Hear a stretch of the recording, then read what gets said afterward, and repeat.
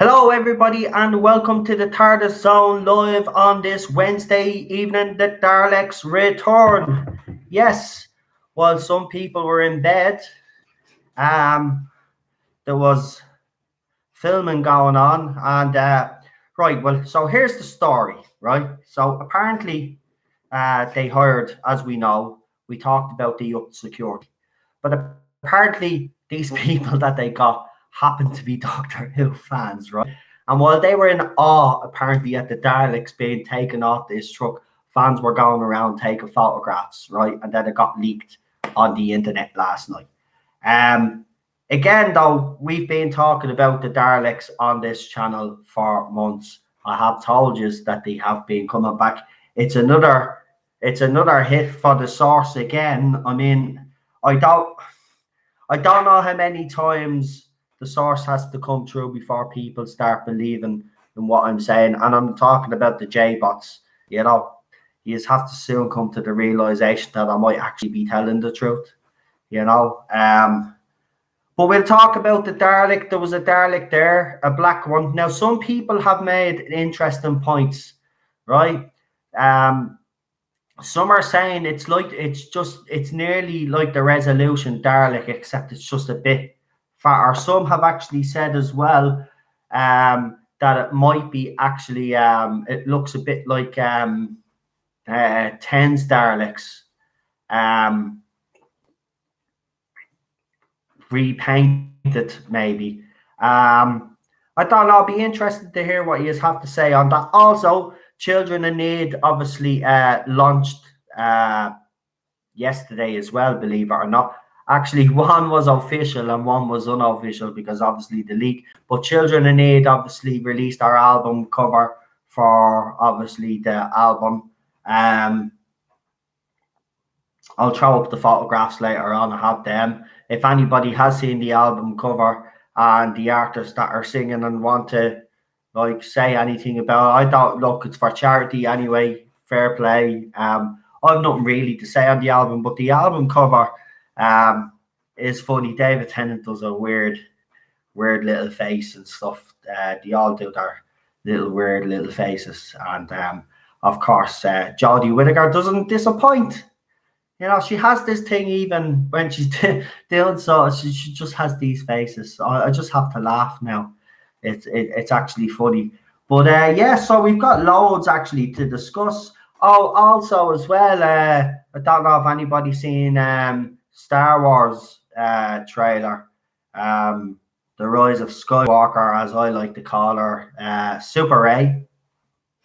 If anybody wants to talk about that trailer as well, if anybody has seen it, you can talk about that as well. I know primarily everybody will want to talk about Doctor Who, and that's fine, but we will mix it up tonight if people want to mix it up tonight, just in case anybody says something and then you are going to say that and then you don't want to repeat. You can talk about something else if you want. So yeah, so plenty to talk about. I put the video up last night of the Daleks. Obviously they're not the greatest pictures in the world, but there is blown up versions on Twitter, but they're very blurry. But people are commenting on obviously the design of the Dalek. The live chat has gone on this side, so I'll have to put up the pop-up chat. If you could do me a favor though, there's 31 people watching at the moment. If you could do us a favor and give the video obviously a like, do the usual, subscribe if you haven't already, and also hit that notification bell. Also, just one more thing. I was watching, I think it was Gary from Neurotics video last night, and he showed that YouTube has a new notification. So apparently what YouTube is doing is they're going around and they're looking for subscribers that are basically fake channels, right? They're going around looking for fake channels and they're taking them down, right? Now, on one hand, it's good, and on another hand, it's not good, because the thing about it is, how do you distinguish a fake channel from someone that subscribes to you but doesn't want to put content up? So to kind of help that situation, if you could all subscribe to each other's channels, even if you don't subscribe to every single channel, if you could even subscribe to each other's channels and put up even 5-second videos, 3 or 4 5-second videos, whatever it is, of a plant bloody grown or something, or a ball bouncing, whatever, once it's nothing that breaks their rules, right?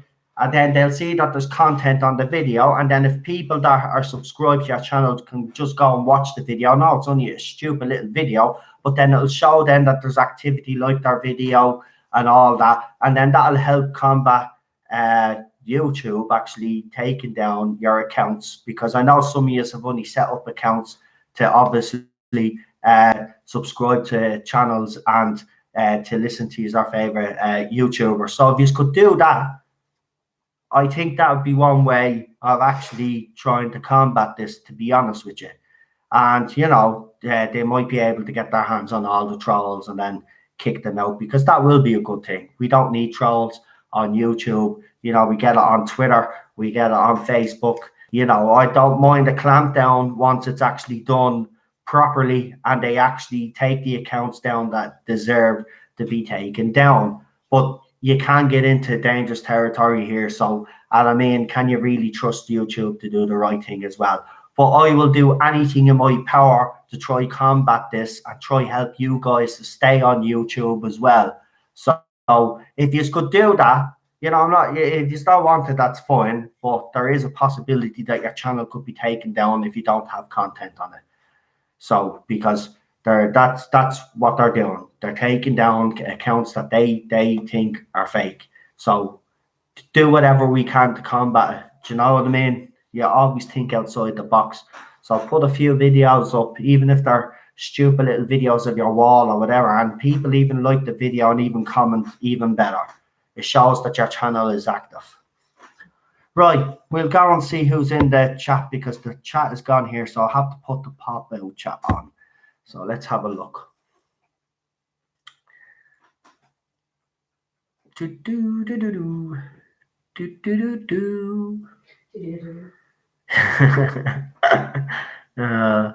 It's taking it. Oh, I don't like this now.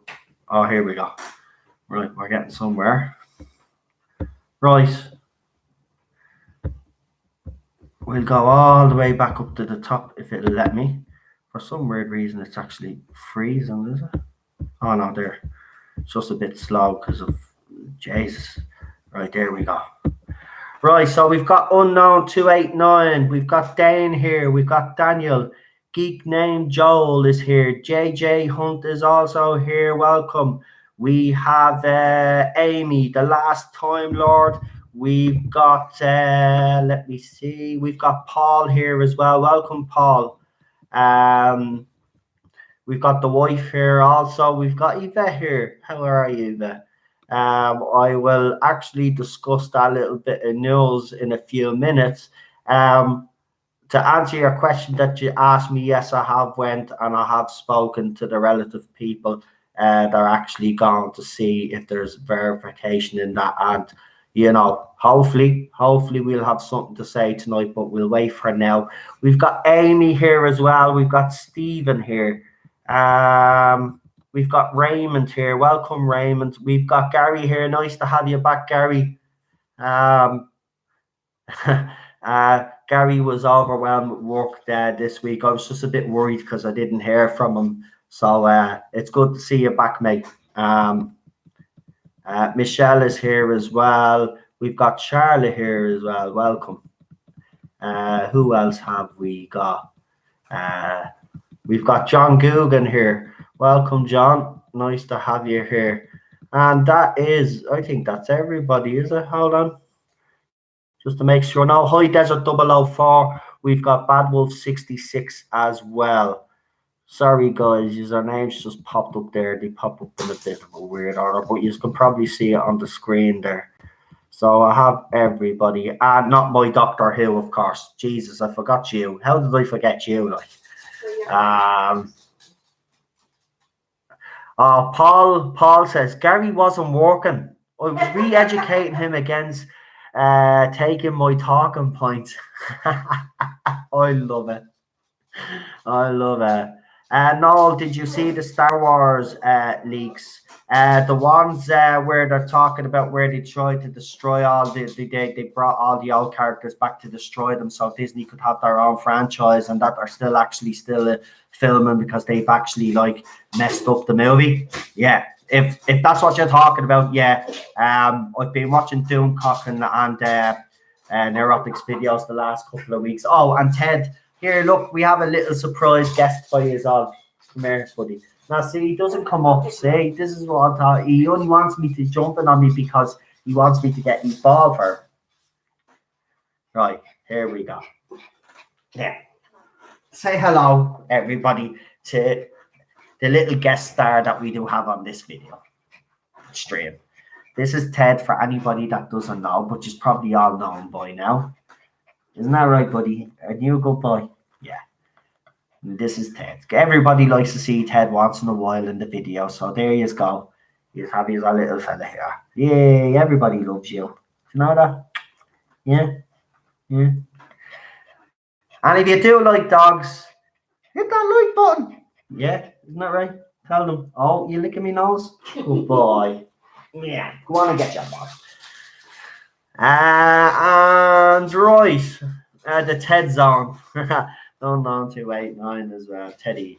Everybody loves Teddy. Everybody loves Teddy.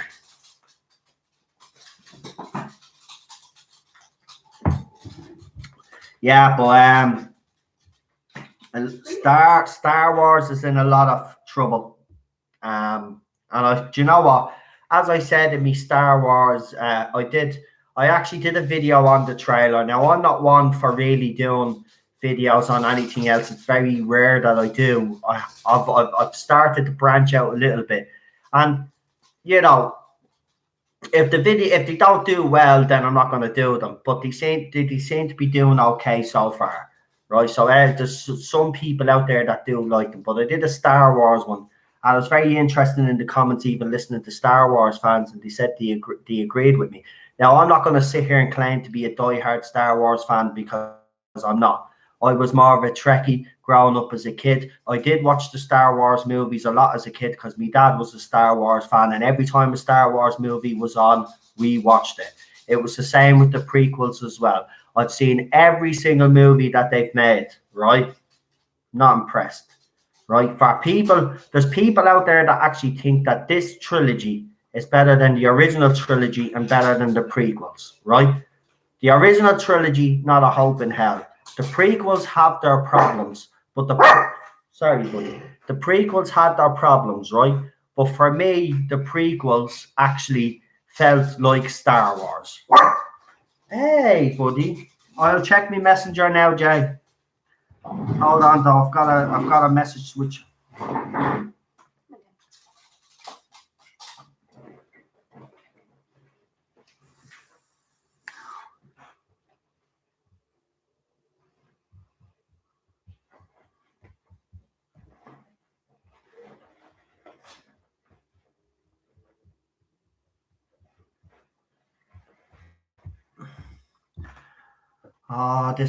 This fandom has totally lost the plot. Right, doesn't matter. I'll deal with that one later. Right, messenger. Hold on. Right, I'm gonna start getting calls on now anyway. The Empire Strikes Back is one of my favorite films ever. Makes no sense, but I love it. I've seen Empire Strikes Back at literally over 60 times. I was saying this to Cheryl. I'm not messing. I've probably seen the trilogy, and I've probably seen those movies, each movie about 50 times each as well, Paul. I'm like you. I mean, they were always on in our house, and I guarantee if they have them on over Christmas, right, he'll have them on. My dad'll have them on. I don't know how he feels about the new trilogy. If I know me dad, I don't think he would like the new trilogy, but I can't assume because obviously he watches the news and he's being fed all this crap all the time, and he's probably gone woke, me dad. So he probably loves it. But no, for me, right?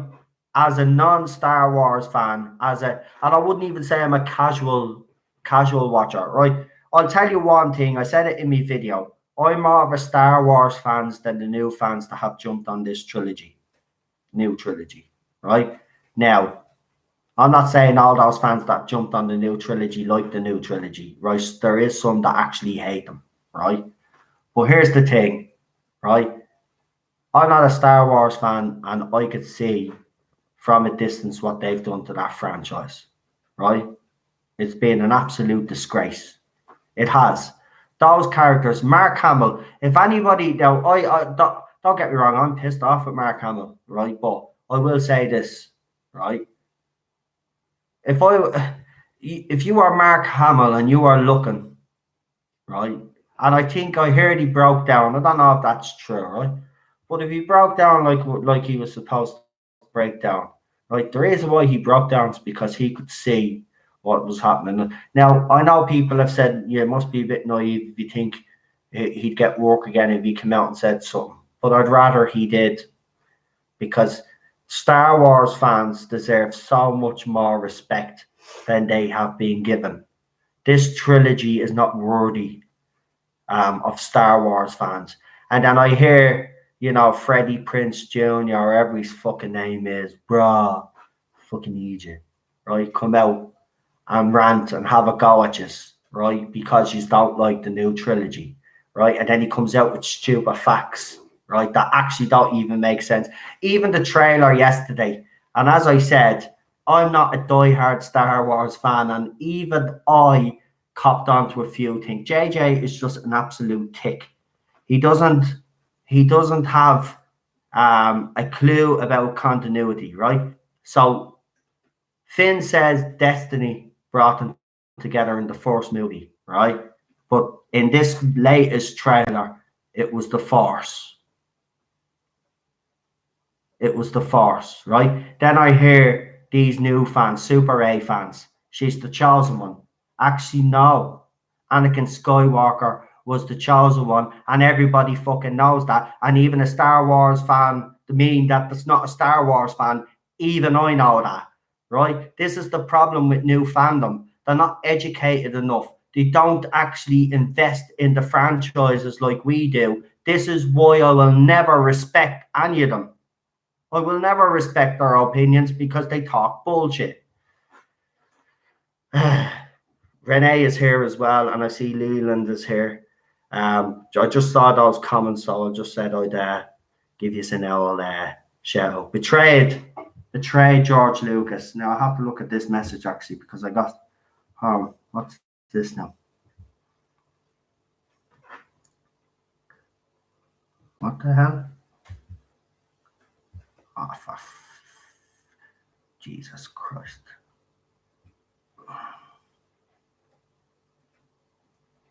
Oh my God.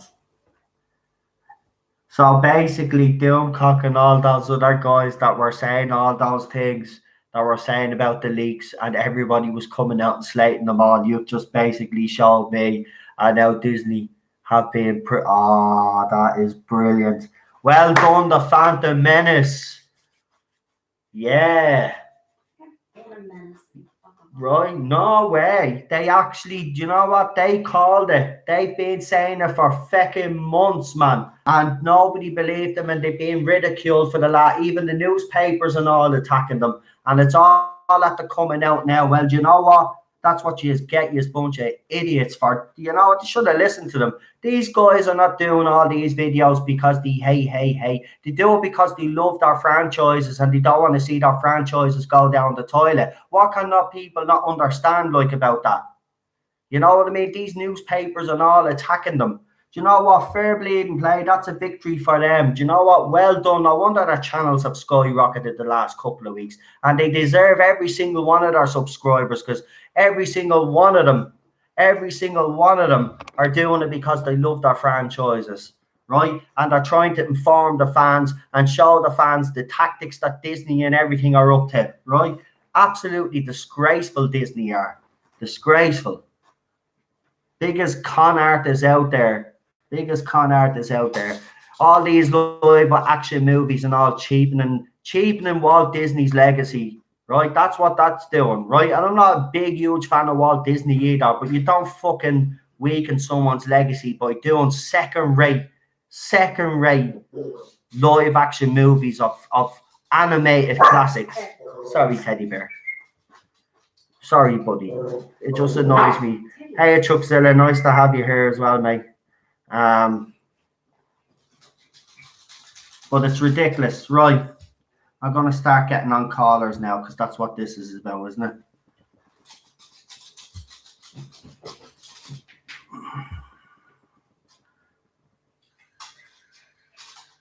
Hold on now. I'm at the what the hell is going on here now? I'm at the being sent another photograph of a beheading.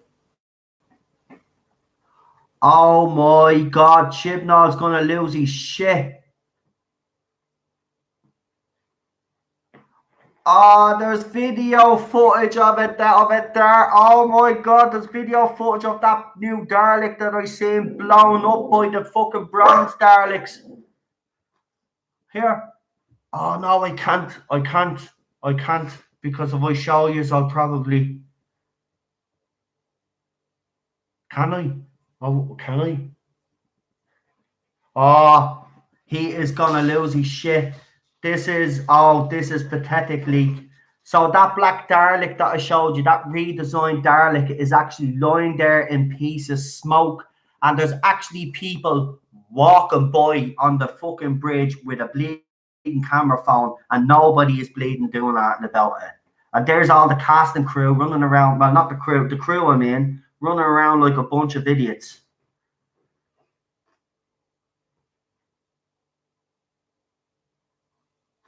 Do you know what? It's already out there, and BBC Radio Bristol put it out there, so it's BBC themselves, but they credit the person. So I'm going to show you. What? No, but they credit the person that put the video up. Look, I'm just going to do it, right? Because that's what this channel does.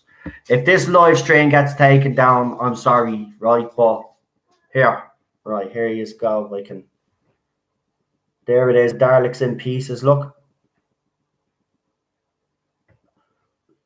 I'm sorry you can't really see that properly, but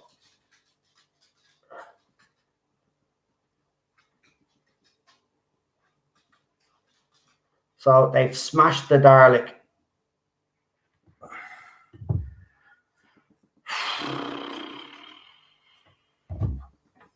What did I tell everybody though? Didn't I say I've been saying it for months? What did I say? Daleks are back. But you know what? Even though that makes me happy, kind of saying that, it kind of pisses me off as well, and I'll tell you why. Because I know we're not really excited for Series 12, but there is fans that are, right? And it's at the being ruined. Like, but do you know what? What makes me laugh inside, makes me smile, is the fact that Chibnall is going to absolutely lose his absolute shit. And you know what? I'm sorry, but I'm going to say it. It's exactly what you deserve. You disrespected this fandom. Yeah. You're just, oh my God. I'll just keep looking. Oh my God. And your man is there and he's just recording, going, oh, that's mad. It's a Dalek blown up. They can't do that right at the BBC.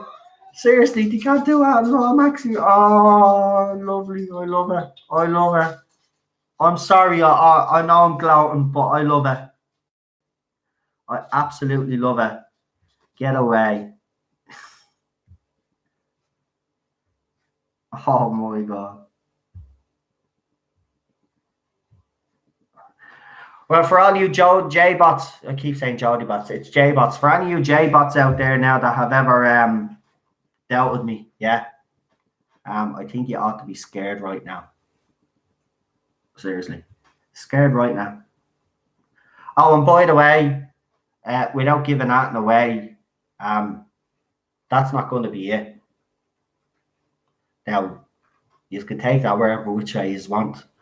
As you do know, because I did an interview with Eddie, there's a piece of information that has been kept from the public.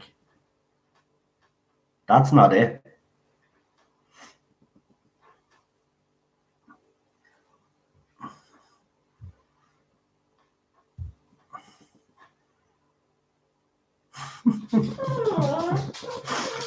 Ah, brilliant. Hold on, I'm not getting a message. I'm not getting a man, well, probably.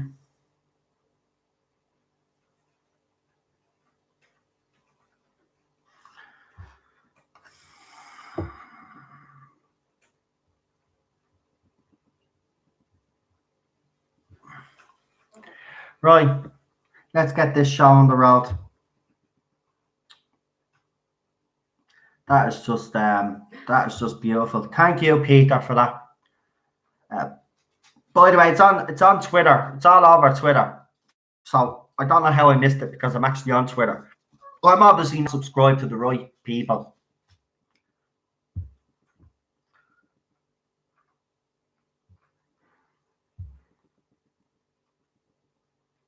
Yeah, but here's the thing, though. If I had that video footage, I don't know. I'm being honest. If you had that video footage, would you really be that bad and release it? Even though you hate Chibnall all that much, would you really want to spoil it for? Because that's what's basically happening now. And if that can get spoiled, do you know what? If that can get spoiled, I'm starting to get worried that the big major news that everybody is holding back could end up being spoiled.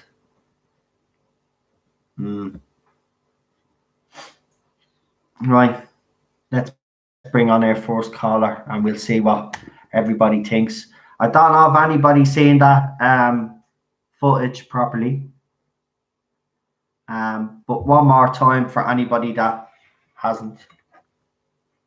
Right, hold on. I'll actually try big. How do I? Oh yeah, auto rotate it. Who's Doctor Who? Mad. Who's Doctor Who?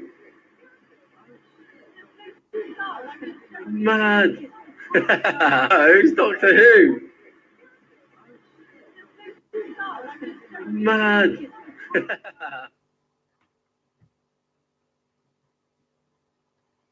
Who's Doctor Who?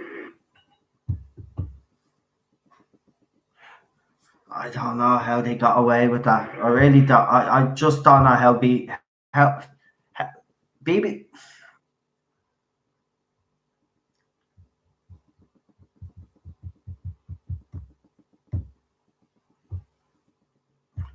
Right, we'll bring on our first caller anyway. Right, where were we? There we go.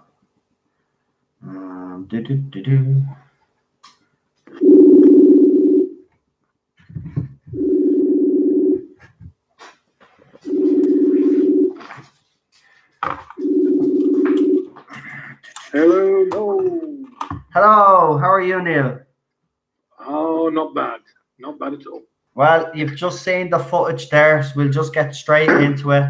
I'm still gobsmacked that anybody could be walking along where they're filming Doctor Who, supposedly so secretive as Chibnall is, and stand there with a camera phone and release it.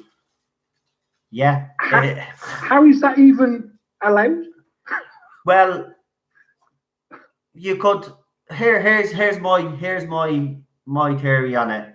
It's either that he's completely lost control and he hasn't got control over anything and it's just a free for all, or it's like some people are speculating it's the fact that they picked the wrong kind of security because they were obviously Doctor Who fans, might have let people in say, well, look, we can't reveal it, so maybe we'll just let them reveal it. No, it was someone. It wasn't a BBC reveal. It was someone that actually recorded it, and then the BBC picked it up then BBC Bristol, which Well, is you can kind tell of from what strange. So why when they're would walking down BBC there and they say, Bristol? "Oh, it's Doctor Who." But here's So the you can tell thing. that's what they're doing. Yeah, but here's the thing, right? It's being everybody has to think of this, right? It's BBC Bristol, right? Now that's still part of the BBC, right? So why would the BBC or BBC Studios allow BBC Bristol, if they've gotten their hands on this footage, to actually put it out there, put their own stamp on it? It makes no sense to me. Or is it deliberately leaked because they're trying to, oh look, there's the Daleks, so we've had the Cybermen, now we've got the Daleks, we've got to watch now. So you think because the initial photos were leaked, they're now trying to leak other things as well? No, I think it's the same person. I think the same person that took the photographs took the footage. I think it's from the same account, Raggedy Man or whatever they're called. It's from the same account, so they were able to take photographs. Here's the thing. They were able to take photographs of the Dalek coming off the truck, right? They were able to take photographs of the Daleks in formation, you seen it, and then they were able to take that video footage of the Dalek being blown bleeding up. Well, I mean, how often? What's going on? BBC do things in any area where they are filming, and they allow people who aren't part of the production near it. I mean, most of the time, as you've rightly pointed out many times, production is usually done early hours of the morning or out in remote areas where they don't let people near. How is it that they're suddenly filming something so important as the Daleks? I know. That's what I can't understand. The public are just wandering around. No. Come on. You don't have to read. You don't have to use your brain to suss this out.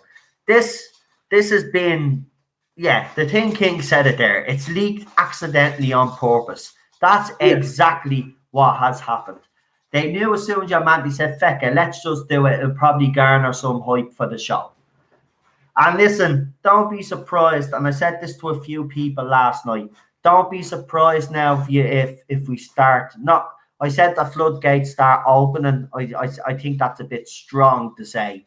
But don't be surprised if there's either more leaks of footage or there's other stuff to come. Because this now, the Chibnall has to be absolutely pissed in the first place that someone was even able to get footage. And they just said, look, we can't do that. And there's no doubt we can't put a cease and desist order on everybody because it'll be too expensive to do that. So they probably just said, well, fecka, let's just roll with it and see what happens. And I think that's what's happened now. Right? This is just my opinion, right? If anybody else has another theory out there, you can tell me, right? But that's what I think. I think they've tried now. They know they couldn't stop it. So now they've just said, release whatever, blah, blah, blah, garner hype for the show. Because there's no hype for it. There's no interest. Now, all of a sudden, what's happening? Every YouTube channel is talking about the Daleks. Yeah. But we discussed things, I mean, it was only a few weeks ago we discussed that there's got to be some information starting to come out soon. Mm-hmm. Because we've never known, if it is true that there's, well, obviously we've got no confirmation that there's a special this Christmas, but if the series starts in sort of Easter time, maybe March, April, whatever, I can't believe that there's not going to be trailers completed by now or, the normal sort of stuff that gets put out at around this time before a series starts. And we haven't seen any of it. So there's got to be things, we've speculated that Children in Need night will be some sort of trailer or, I mean, they usually have, we know that Jodie Whittaker and David Tennant are involved in Children in Need, but it's nothing to do with Doctor Who. Even though the initial leaks of those pictures were saying, oh, they're doing something special for Doctor Who with Children in Need. We know that's not the case. They're both doing songs on this album. So there's got to be something. I mean, they normally have a good relationship with Children in Need, don't they? They have did since Russell T Davies brought it back. So something is going to be on Children in Need, you would have thought. Now, if it isn't, then Chibnall's really failing big time, isn't he? because if you don't utilize your biggest sort of, I mean, that Children in Need show gets a massive audience. So if you're not utilizing that to push your new series, you're doing something drastically wrong. Yeah, and you know what though? Now we know that Black Dalek is like not going to survive. That's the bigger picture here. We already know now that when we see that Black Dalek, that it's not even going to last. It's going to be bleeding blood. As soon as we see that scene where it's on the bridge, we know it's game over for that Dalek now. Are we back? Is this sort of back to Imperial and Rebellion Daleks then? Back to sort of Remembrance of the Daleks time with Sylvester McCoy? Is that what we're back to, do you think, with this? Do you Is know it going what? to be like a rebel faction? And it could be. It's looking like that. Look, but there's other stuff as well, right? You've got to remember, we've got the Cybermen in the mix. We've got the Judoon, right? Now, what are the Judoon, right? At first, we thought, well, what are the Judoon back for? But now, if you kind of add it all up, well, the Judoon are kind of a space police force, right? yeah. You've got the Cybermen, and now you've got the Daleks, right? Now, obviously, there's one more piece of that puzzle to actually go in there, which I can't discuss. But if you add that one more piece of the puzzle, and if the other villain is returning like it's rumored, which is the Sea Devils, then it all fits into place. And being honest with you, this is supposed to be a big story arc. I'm being honest, this was why I said it's falling into place. That's why I said the fans, like, even if you're not a fan of Series 11, there'll be no getting away from the fact that I will say, and I'm going to call it now, Chris Chibnall is trying to live on a high, right? And he is going to. The trouble is, he's trying to do. Yeah, he is. I agree. He is trying. I works. think he's overstretching a bit, to be quite honest with you. But we'll see what happens. It doesn't matter, right? It doesn't matter how many villains he brings back, right? If the writing is not up to scratch. If the writing's not up to scratch, then he could bring back fucking every villain known to the Doctor, and it won't work. The writing just has to be spot on. It just has to be. I mean, I don't know how he can. Well, I don't know how he can sleep at night anyway with what he's done. But I don't know how he can now face. Well, he doesn't face anybody, but how he can face anybody after saying that he wasn't going to use any classic series enemies or old enemies because he thought that this new range of enemies he was going to invent were going to be great. That clearly didn't work. So the first special he got to had the Daleks in it, or sort of had the Daleks in it. Now this series is basically littered with classic enemies. Like you say, we've seen the Judoon. Well, they're not classic, but an old enemy. Classic Cybermen are there. Daleks are floating about now. Obviously, as you say, the rumour of the Sea Devils. It's like he's trying to just keep throwing these things into the mix that he knows people like, because he knows even classic fans like all these, especially the Sea Devils. We haven't seen them for such a long time. So he's throwing all this stuff in there, but you've still got that central thing that majority of people don't like, and that's Jodie Whittaker stood in the middle of it. So I just think this is going to be like, and I can't think of another way to phrase it. It's like throwing glitter on a turd. Yeah, well, yeah. See, normally I would agree, and I would, but you see, I'm looking at it because I know what else is coming, and I know if he gets the writing right, I know people are going to have a different opinion. They're not going to have a different opinion on Jodie Whittaker. Of course, they're not going to have a different opinion on Jodie Whittaker. They're always going to dislike Jodie Whittaker. But I think story-wise, I think fans are going to be happy. I'm sorry, but I have to say, I have to be balanced here, and I have to say, from what I've heard, if he can get it right and doesn't mess it up with all this PC bullshit that he normally puts into his stuff, and actually writes the stories and concentrates on giving these returning characters and villains a chance to grow, well, then it will be good. It doesn't matter how bad Jodie is in it, because the rest, in my opinion, if done right, will shine more than she will. So do you know what I mean? She'll kind of fade. Well, I think it needs to. That's the problem. I think that's why he's doing it. I think he's bringing all these back because he knows she's not good enough. I'm sorry, but look, I do feel sorry for Jodie Whittaker. I'm not going to lie, right? I know she hasn't helped herself, right? But he put her in an impossible position. She should never have been put in this position in the first place, right? She shouldn't have took the job in the first place either, in my opinion. But she should never have been offered it in the first place. So, you know, she will. I think she will fade. She will fade. She will fade into the background if they do this properly. I'm being honest. I can't see her. I'm being honest. When I seen her against that Dalek in Resolution, did anybody really take her seriously when she was talking to the Dalek? Basically, no, exactly. See, it's lost all its power. And don't forget as well, from your conversation with Eddie again the other day, he pointed out obviously some of the sort of woke stuff that is going to be thrown into the new series. We've still got that being thrown in as well. Yeah. So, if you've got what was it? You've got the James Bond episode. You've got the one about what was the other one?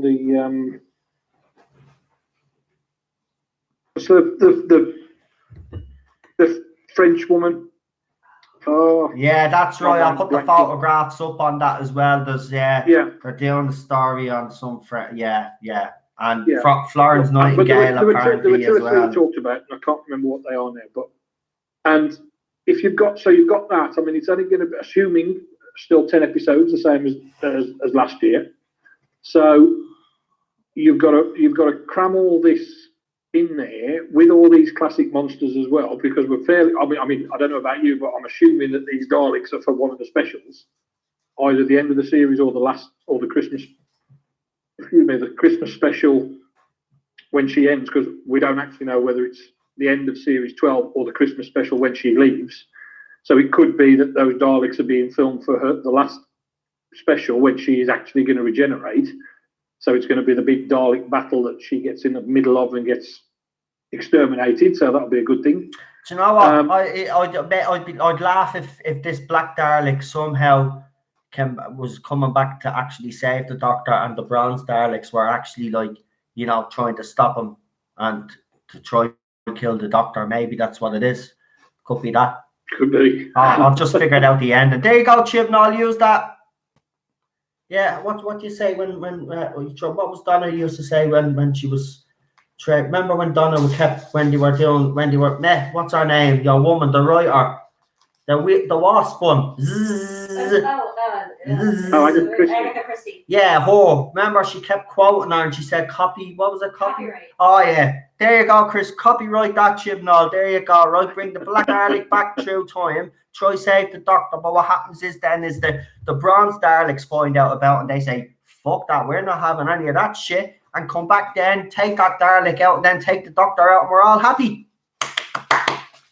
No. Yeah. Yeah, but he doesn't have the intelligence for that. See how simple that was? I'm copywriting that shit. Well, no, I mean, I don't.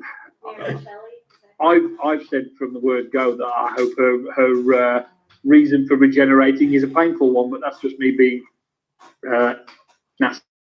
But I think he'll make it so that she does the most grand, world-saving thing possible before she has to regenerate, just to make her look that much better.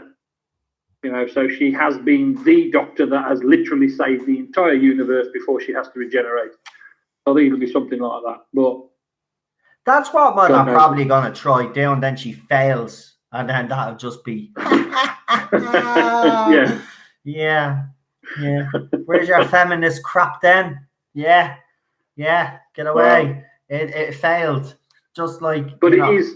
I mean, these leaks, these pictures. I mean, it is like it's like Christmas, isn't it? When you start seeing all these pictures coming out at once. Yeah. But it's a bit of excitement, isn't it, man? It is, though. It is. Even though I knew, and all of us knew on this channel that the Daleks were coming back ages ago, the fact that we've actually seen footage now, that's what makes it more exciting. But I kind of am a little bit pissed off, even though it does verify everything that my source has been saying, right?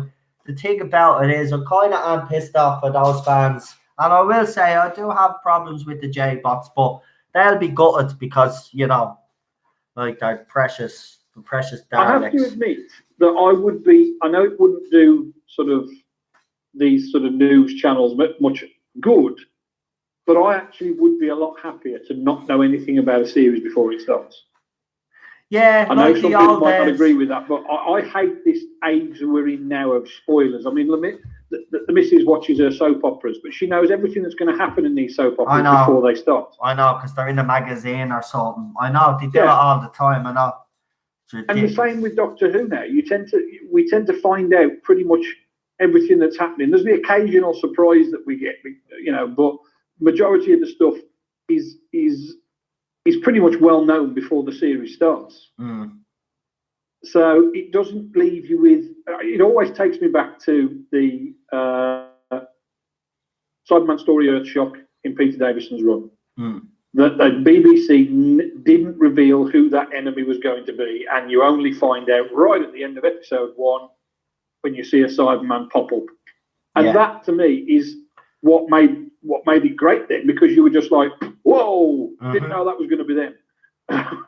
I agree. They've look, but you're right. We do live in an age now where spoilers are the thing, and channels do thrive on that sort of thing. It does, like, I suppose, you know, I would like it that way as well, but then my channel wouldn't exist. But I wouldn't care, because I actually am like you. I'd like to go, you know, when you used to even rent out a DVD, or even as far back as we know, when we used to have videotapes, and you always got like little you got one trailer for each movie, and it was always like coming soon. It was a dark night in 1999. Detective Watson was looking for his arch enemy, and it was like, that was it then. Come and join us. Yeah, that, but like, what are you moaning about? What's wrong with you tonight, puppy?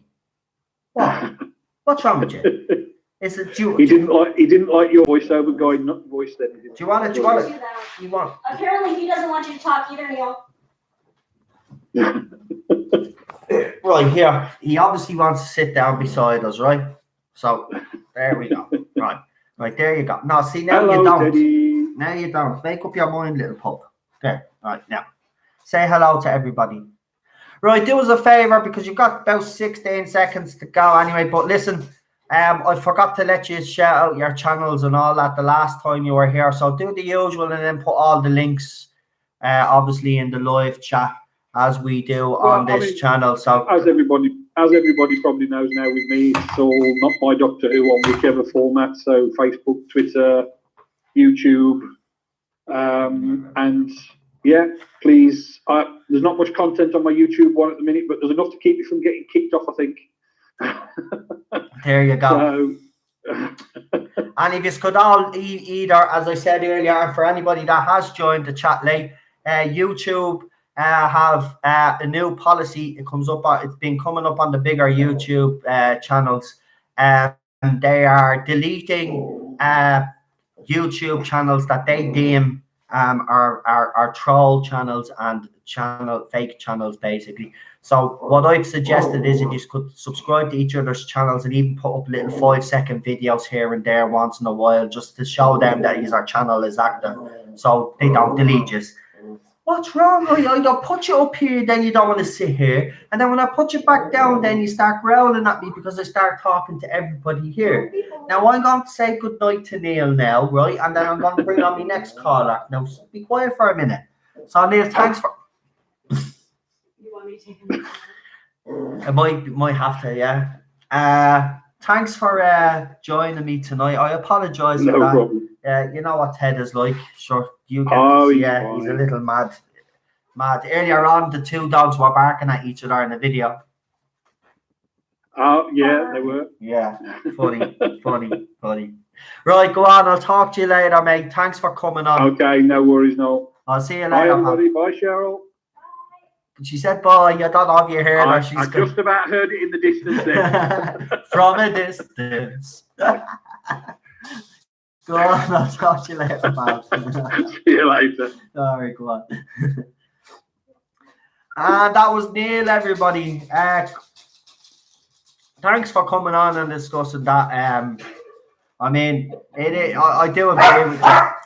You've made some. Hold on, he's hiding under the seat. He knows now, right? See, he knows what Cheryl is doing. I just had something that's not helping. Right, but I gave him his squirrel. He prefers his squirrel. See? I was right, though. Right.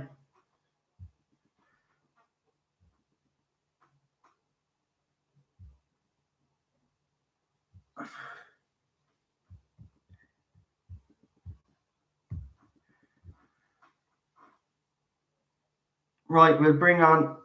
Yeah, because he sent me a message. Oh, Ted is back to stalk me again.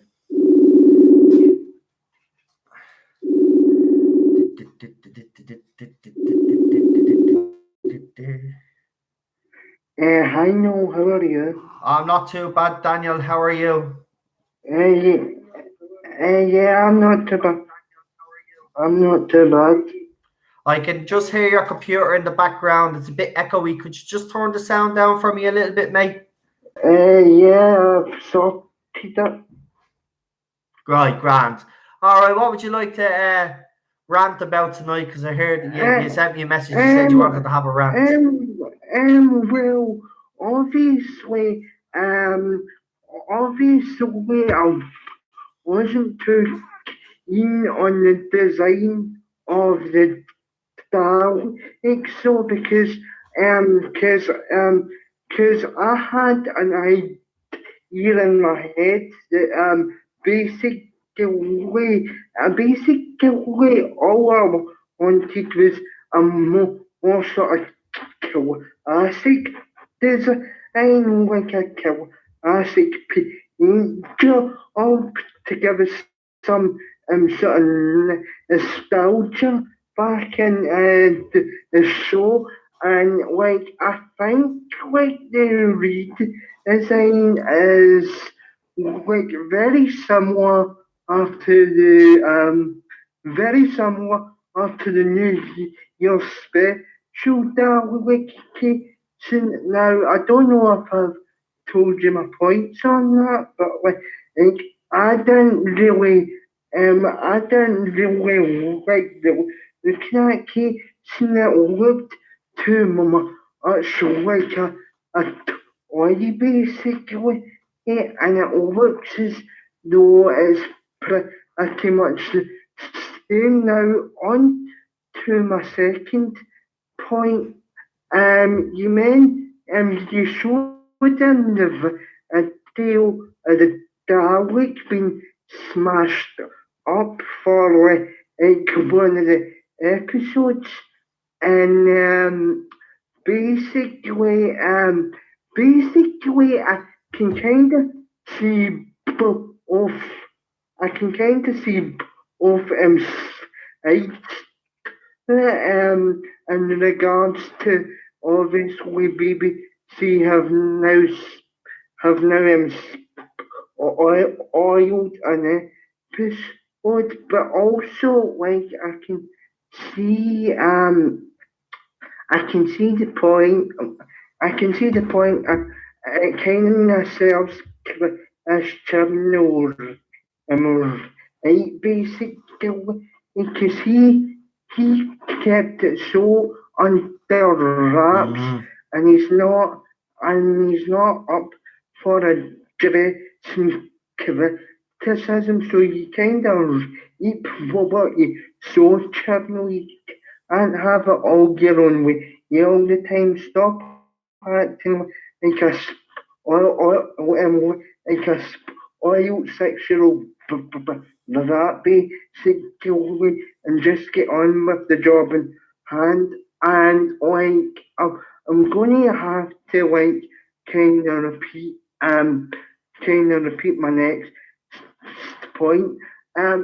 I'm not too optimistic about series television, but like, um, if your optimism is actually correct, basically, I think, that there's a slight chance that the whole story arc with the Alex and the Sea Devils could actually arc basically.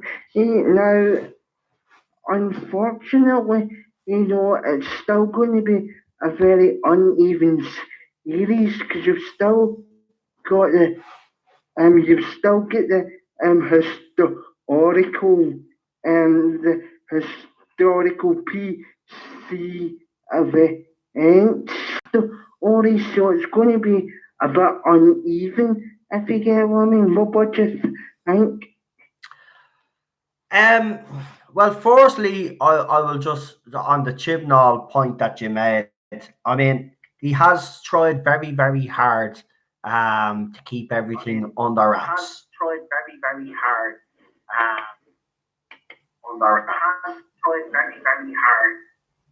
Yeah. Sorry, I just hear a big mad echo coming from your end again, Daniel. That's why I had to stop. Sorry. Yeah, he has tried very hard to keep no. Sorry. Yeah, he has tried very hard to keep no. Sorry.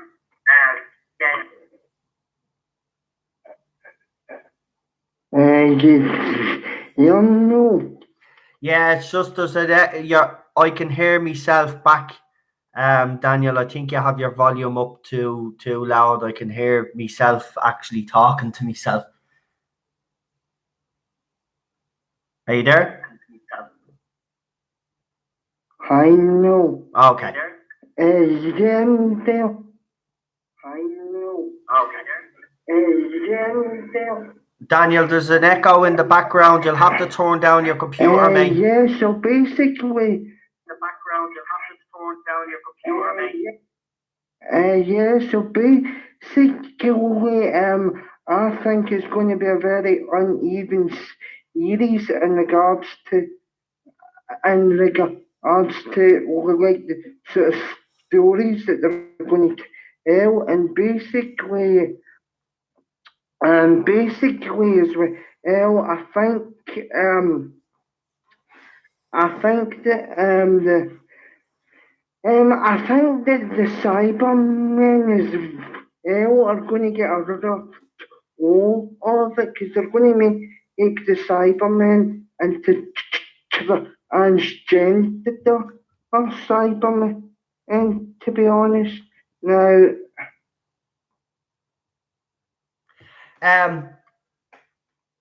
To be honest with you, Daniel, as I said, and I'll say what I said to Neil. I mean, obviously, there's still a piece of the jigsaw missing. Obviously, I can't say nothing, but if this final piece is put into place, and as I said, if Chris Chibnall can actually get the writing spot on, now I can understand that everybody has concerns. I have those concerns too. But I cannot deny the fact of what I know and what I've heard and what I've seen and what we've all seen on this channel.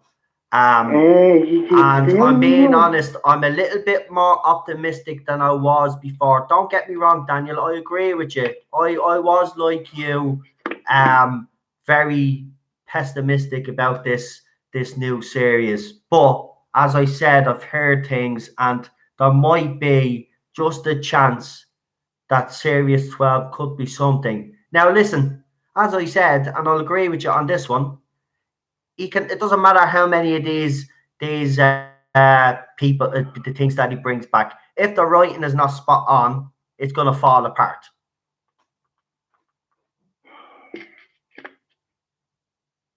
Can you hear me?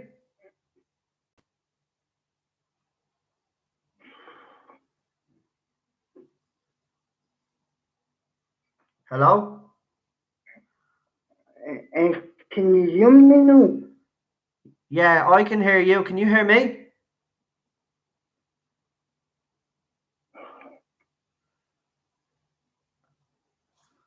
He's still there, but I can't actually. I can hear him, but he can't hear me. I know he's still there because I can hear him. Hello, Daniel. Can you hear me?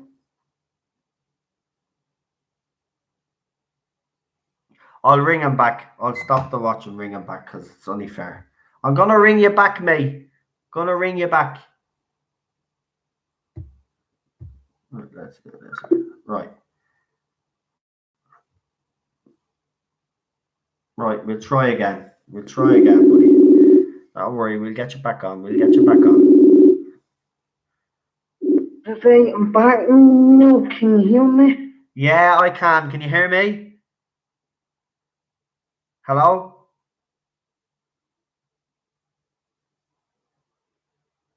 Hello? Uh-oh. The last time this happened, if you all remember, guys, the stream went, so just be on the lookout. Daniel, if you can hear me, what I'm going to do is, and it's the only thing that I can do is I'm going to talk for a few minutes, and what I'm going to do is I'm going to knock off my phone, reboot my phone, and ring you back. So I hope you can still hear me on your computer. I will bring you back on.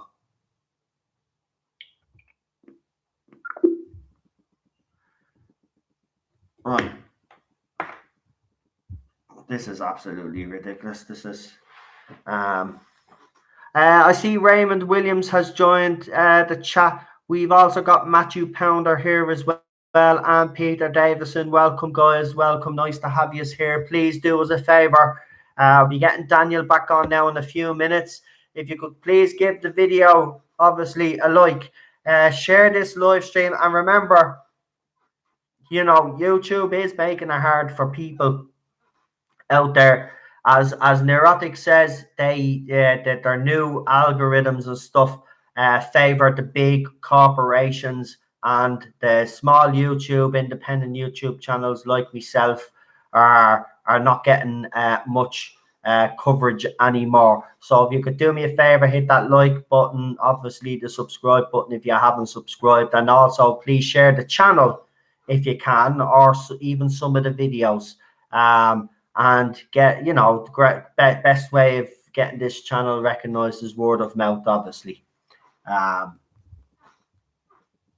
Because obviously if there's no people out there that have the same thoughts as yourselves, then obviously they will like this channel, or maybe they won't, but they'll think I'm a bit of an asshole, but they might agree with what I have to say.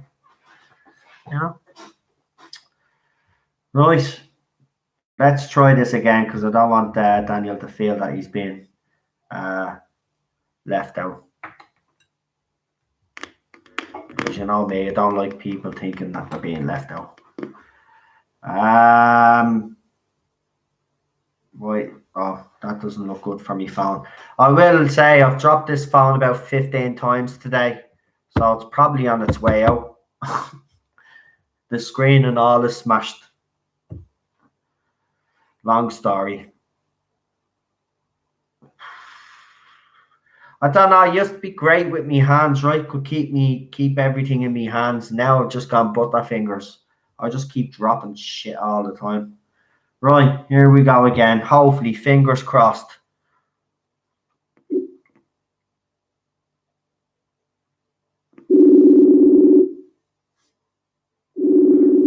Yeah.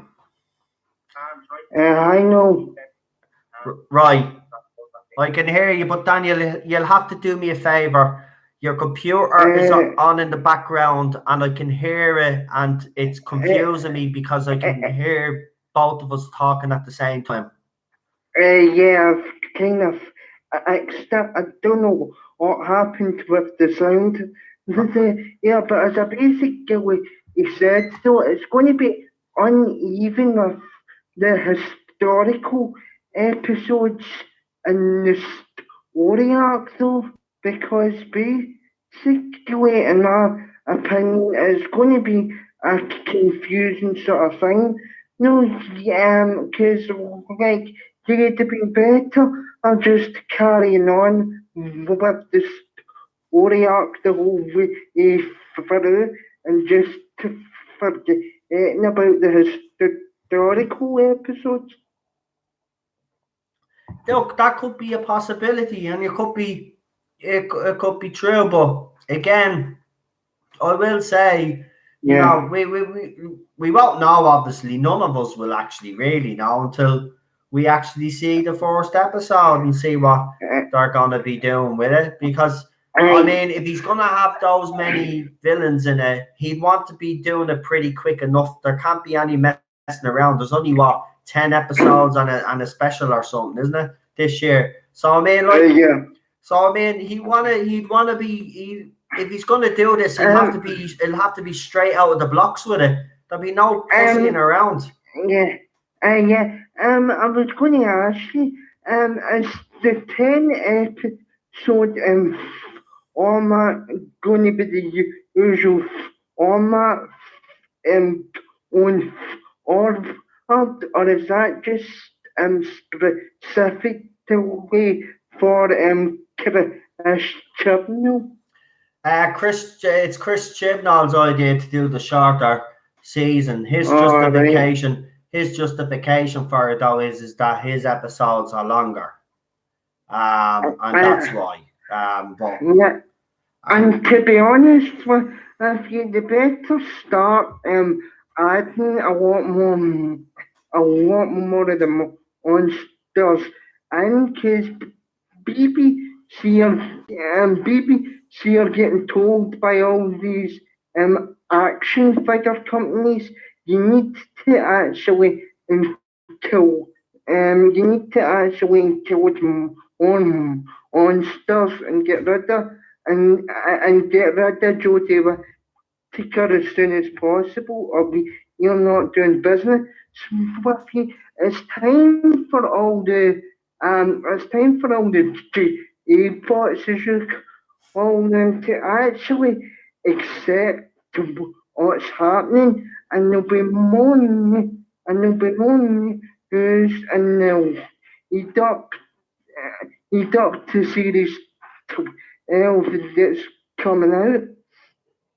yeah, look, and even when the announcements are made, I've decided I'm not going to make a big deal out of it because what's the point really? I mean, I'll be only gloating and that'll just make them mad. And you know what? I don't want to gloat because let's be honest, we all know, even though we know they're not Doctor Who fans, they do really like Jodie Whittaker. So when she does go, they're going to be devastated. And the way I'm going to look at it is, well, do you remember when our favourite Doctor left? We were all pretty devastated too. So there's no point in me rubbing it in on them. When the information comes out, it's done, right? I don't need to prove nothing to anybody because it'll be out there, right? So if they want to have a go at me, they're more than welcome to, because they'll blame me anyway. That's just gone.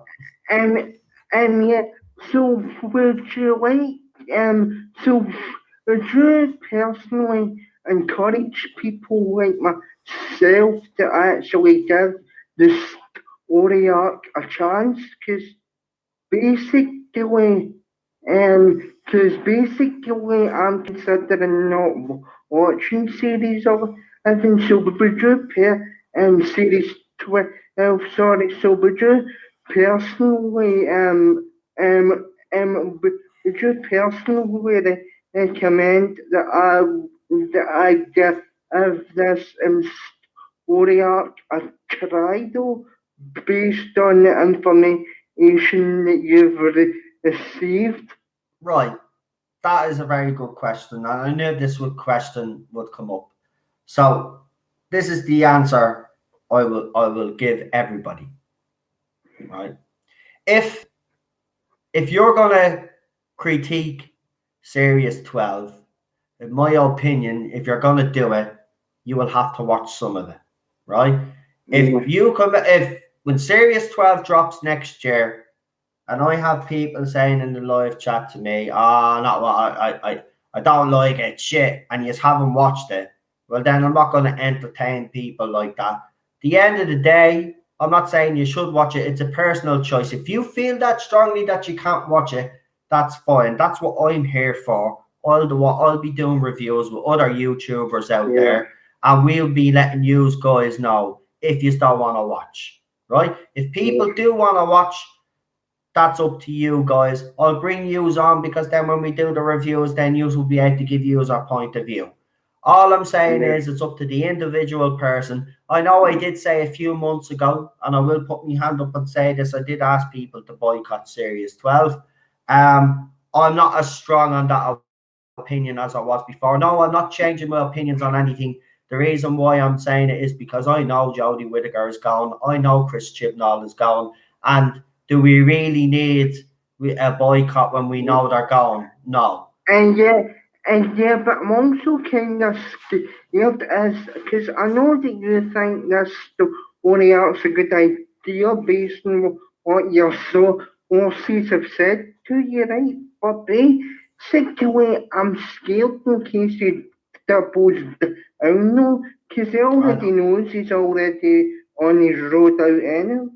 I So, know. like, I'm kind of caught in two minds because I obviously want to see the story arc, but there's also the other half of me that's kind of scared about him doubling down, though, if you get what I mean. So I'm kind of half moved when it comes to series 12. Yeah. I mean, look, at the end of the day, I can see your point of view because I am still like you. Even though, the things I've heard, I still have that hesitation like you. Of course I do, because he could mess it completely up. And then it's irrelevant who he brings back. It's irrelevant. If the writing doesn't hold up, it doesn't matter who he brings back. I agree with you. And there is a possibility, I agree as well, that it can be uneven, right? I agree with every single point that you've made. But all I will say to people this time round, right? If you're going to criticize Series 12, in my opinion, you should at least watch one episode of it so you can give a valid criticism of the episode that you've watched or whatever. Right? I don't think you should be coming on just hating on something that you haven't watched, right? Because at the end of the day, it invalidates your comment because you haven't bothered to take a look at the product, right? Now, if you still want to watch it, you can watch me reviews and I'll tell you about it. That's the whole point as well. But what I will say to you is that it's up to you whether you want to watch it or not. But all I will say is that they're gone anyway, right? I did say let's boycott, but what's the point if they're gone anyway? We're not going to achieve that. And if we boycott it, right, and it plummets down completely in the ratings, we could be, not just Chris Chibnall and Jodie Whittaker, we will be partly responsible for its fall. And do you really want it gone away? And I know there is some fans out there that would be glad if it was gone tomorrow, but come on, deep down, we all love Doctor Who. It brought us all together. It brought every single one of us in this live chat together, right? We just really want to throw that all away, right? Deep down, Whovians have always been optimistic bunch. And you know what? We have forgotten that. Let's be a little bit optimistic. I'm not telling you to love Jodie Whittaker. I'm not telling you to love Chris Chibnall. I'm not even telling you to love Series 12. But you know what? At least give it a go. If it's not your cup of tea, it's at least you fucking tried. And you know what? Then I'll give you kudos for it because at least you tried. And people have, you know what I mean? But, this time, let's do it right. If you're going to criticize, please watch an episode so you can give a proper critique of that episode and you can talk about that episode. You don't have to watch every week. You know what I mean? I'll certainly would take on board what you've said, and anyway, like, I'll kind of let you go. No, hang on. I want to talk to you for a minute. You've not to go anywhere. I want to talk to you for a minute. Right, listen. Right, you said on Twitter that you weren't going to set up your YouTube channel, right? Okay? Now, I told you already here, and I'm going to tell you again, right? You've got support here, and I want you to set up your YouTube channel, right? Everybody here will subscribe, right? Everybody here will support you. I'll come on even as a guest if you like. You come on. You're welcome here anytime. You know that, right? And listen, you have supported people, so you do that YouTube channel, and I don't want to hear any excuses from you, right? We've got your back, right? Yeah. Everybody here has your back, right? Even if it's a football channel, right? Set it up. I'll come on. I love talking about football. There's a few others in this chat that love football as well, and we'll come on and we'll talk football. If you don't want to do that with Doctor Who, right? If you want to stay away from drama, well, then do a football one, because trust me, so there's some Whovians out there don't even like football. We're rare, right? There's a few of us, right? So do a football one, and everybody is saying it in the chat there, they'll support you. There you go. You don't need you don't need to worry about anything. Right? I was considering actually doing it on like Finnish audios and stuff. Even better then. But we'll all be there to support you, right? So whenever you're ready to launch that channel, you let me know, and then the night that I'm live streaming, I'll let everybody know when you're about to launch the channel, and we'll get you as much exposure as we can.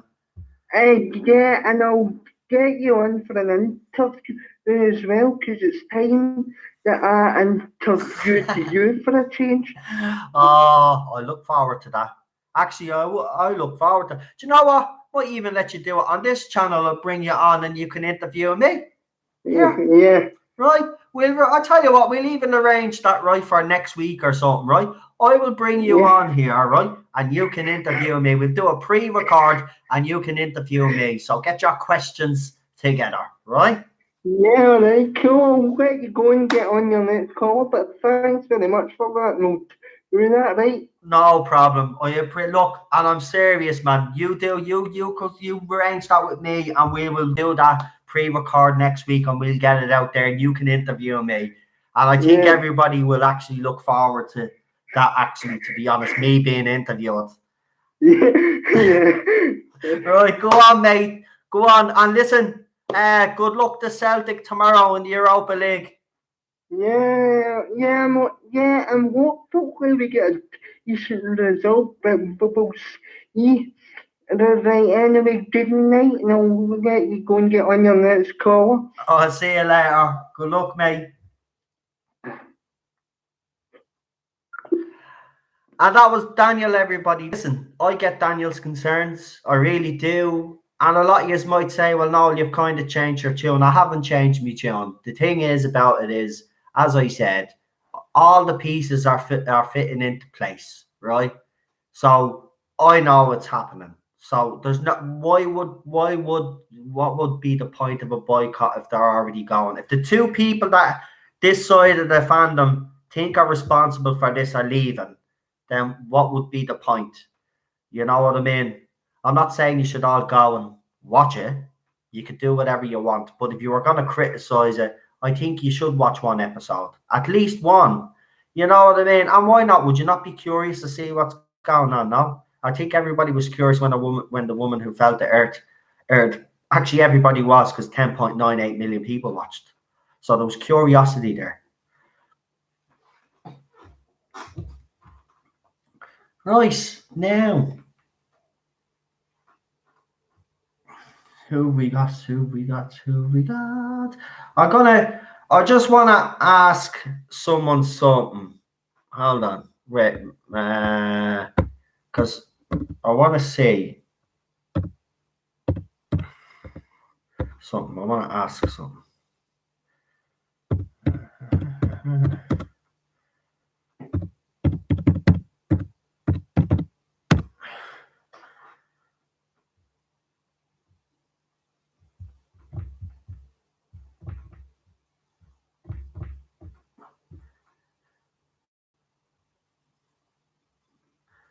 Right. Who have we got? Extra Spice Mikey. Hello, Extra Spice Mikey. Nice to have you here, mate.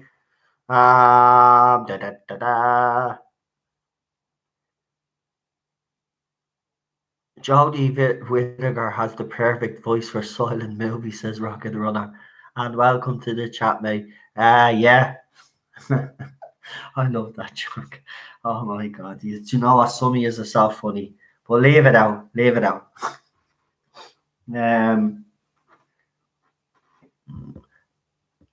Right, has a few people gone to bed? Did Yvette go, did she? Did Yvette say good night? Did I miss Yvette? Oh, she must be gone. Gone to the land of Nod. Yeah. You are. Oh, she's gone. Oh, good night. Because she'll watch this again. Good night.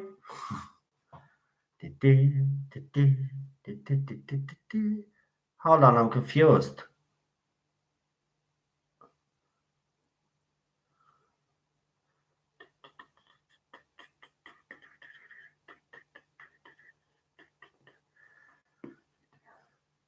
Hold on, I'm just waiting on someone to text me back there. And yes, I do have your name down. There'll be a text there just to remind me.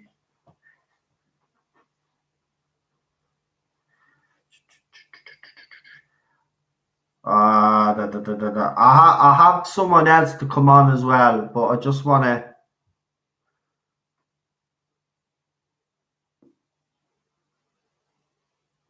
That's fair enough. Fair.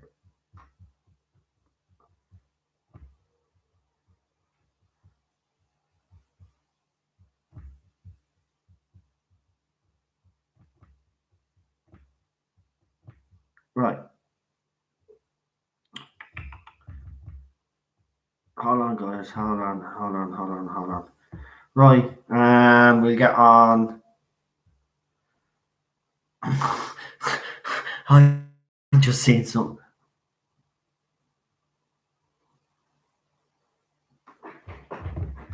Oh, here's Cheryl. I'm in trouble. What do I do? When she slams doors like that, means something's up. Oh no, she's bringing the dog down. Okay. See you, wife. Bye. Right. Oh, she wrote it in the chat. I'm an idiot. Right, I got to get on my next caller anyway. And my next caller actually wants to talk about something slightly different, which is fine because, as I said at the start of the stream, we don't necessarily have to keep talking about Doctor Who, but obviously if people want to come on. What's going on? So I see someone saying the stream is wobbly. Could someone actually do me a favor as well? I just have a reason for asking, but it'd be interesting because I can't see myself. Could people tell me how many dislikes my video has? I know that might sound a bit of a weird thing to ask, but it's just something that I was sent, and I just need you to tell me how many dislikes I actually have. Is that all? Not a bother. That's grand. It's the normal, so right. It's the normal. But John Guggen saying 1. Peter Davison and Geek Name Joel are saying 3 dislikes. Everybody else is saying 3. John, you must be behind a little bit on the stream or something because you're the only one that's saying 1. 3 for Daniel, Amy 3, Bad Wolf 3. Okay, guys, I got it. It's 3. It's 3. What's 3 trees? Small forest.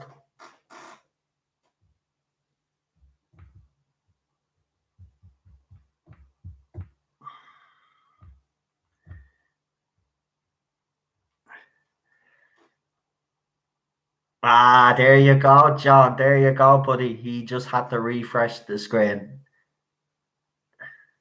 3 trees equals 9. No, it's 3 trees is a small forest.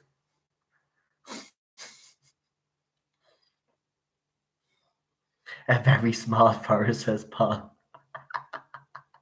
No, you're not drinking tonight, bro. No. But it is Halloween. When is Halloween? In a couple of, when's Halloween? Next week? I'll have a drink during Halloween. We'll do something special during Halloween.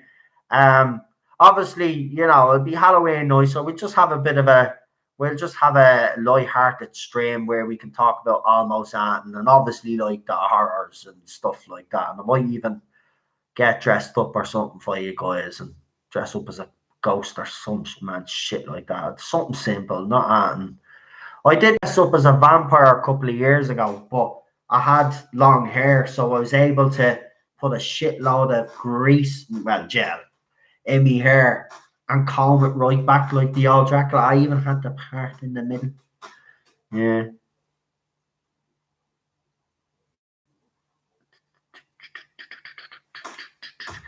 Right. Oh, Gary says leave the joke to him. Okay. If that's the way it's going down. What do you call a three-legged donkey? A wonky. Here, what you call a dog? What you call a dog with no hind paws? Oh, no back legs. Sparky. Sparky. Dress up as Joe. Oh, could you imagine if I did that? No, seriously. No, don't be giving me ideas, because that would actually sicken the Jodie bots though if I dressed up as Jodie Whittaker's doctor though.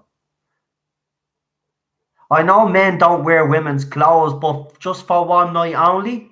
No? For one night only? No? But no. Come here. There's no way I would put Jodie Whittaker's costume on. And I'm being honest, if I was offered £1 million, right? If I was offered £1 million, and I'm being honest, right? I'd do it live on TV just to prove it to you. So if I was offered £1 million to put that on, I'd put lighter fluid to it and burn it. Is that good enough for you? Can I do a scrunch face there?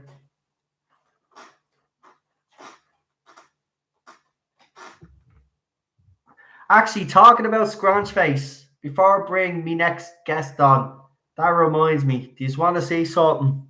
Right. So do you remember I was talking to you earlier on about Children in Need, and they did the album cover? Well, obviously Jodie Whittaker taking more photographs, right? And this is what I'm talking about, this whole thing. She just has a thing for doing faces, right? So there's the first one. Now, I'm sorry, if there's anybody there that has a bad heart, please look away right now. Hold on, just to make sure that I can actually see, that you can see. Get rid of the chat. Right, so there you go. There's constipated scrunch face there. As you can see, she's making a bit of a scrunchy face there, right? But I've got more for you. Watch. There's another one. So she's doing another little scrunchy facey kind of thing there. You know, she has a thing for those faces. You know, she needs it. I thought they were going to get her to tone down on the faces, but it doesn't look like the woman is really going to do that. Right. Here's another one there. It's an up-close version of her puking or something or whatever she's trying to do there. Their constipated scrunch face there. And the last one there. You can see the veins really pop out of her neck there. She's probably giving out about a man there or something, you know. There you go. Right. Now, there you go. And there's the Children in Need poster. Now, I have to say, I'm not going to slate the Children in Need album cover. It's actually very cute, believe it or not. But I did notice on this, they gave Jodie some bear ears, and they gave her 3 little teddy bears, and the rest of them just have 1 bear each. Some of them don't even have a bear. But I don't know if you can actually see that. I don't. Yeah, there. That's the best I'm probably going to get it. So there. It's actually not a bad cover. And then there's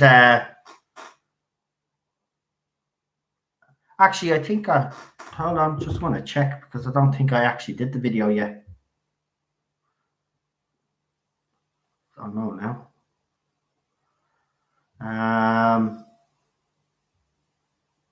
No, I haven't. I don't think. I'll have to check, because there was a video I was going to put up, because I think she did an interview. I don't know if I put it up already. Might have.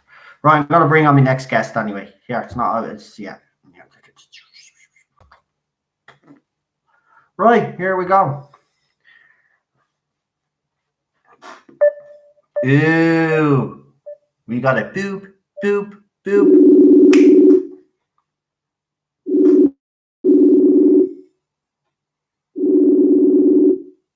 Ahoy, hoy. Hello. Hey, no, how are you? I'm not too bad, my friend. How are you? Fantastic. Brilliant, brilliant. So, obviously, we had a bit of a chat. You want to talk about drama movies? Yeah, wanted to, excuse me, wanted to possibly take the conversation slightly different. So, a few drama movies that I really like, movies that each one I own, I have them on Blu-ray, I've seen them countless times. So, the very first one, to me, is an absolute brilliant film. There Will Be Blood. Obviously, with the one Daniel Day-Lewis, and Paul Dano, amazing film. There Will Be Blood. Yeah, And one that I really liked is No Country for Old Men. yeah, I like So, that movie actually. It's Tommy Lee Jones is brilliant, but it's yeah, I haven't seen it in a while now, but the ending of it is actually pretty. If I remember, the ending of it was actually pretty good. Um, I actually forget what happens at the end of it. I'll have to watch that again. But yeah, go ahead. Yeah, that was a good movie. I agree with you on that one as well. yeah, James Brolin is a good actor, but his son Josh Brolin, who's in Mm-hmm. No Country for Old Men, Josh Brolin, in my opinion, is a phenomenal actor. Mm. Um, Another movie that I really liked, The Matrix, the first one. Yeah. The Matrix, to me, was an absolutely brilliant movie. It was absolutely groundbreaking. Mm. Another one that I really liked, Tinker Tailor Soldier Spy. Now, Yeah. I saw the television miniseries event with Alec Guinness. I was too young at the time to really appreciate it, but I always had fond memories of it because I was thinking that 8 or 9 when it came out.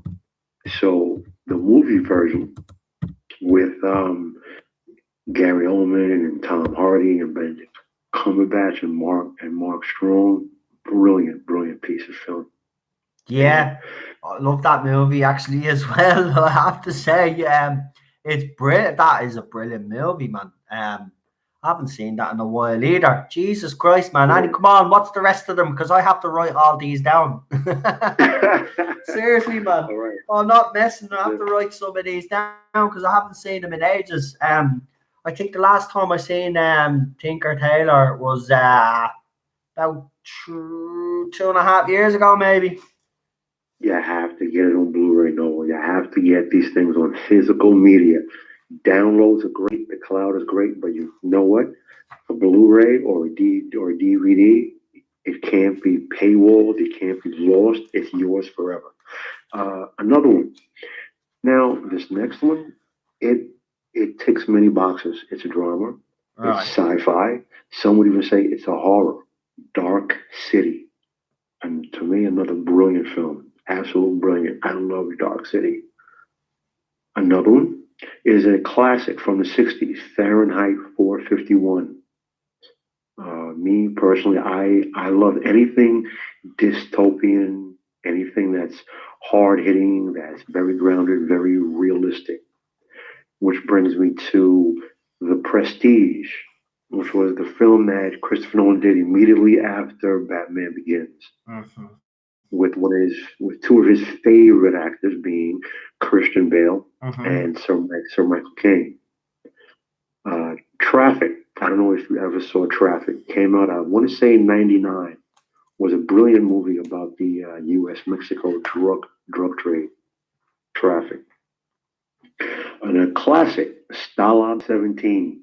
Absolute brilliant about American POWs in a Nazi war camp. 3 Days of the Condor with Robert Redford. That's another absolute classic. American Sniper.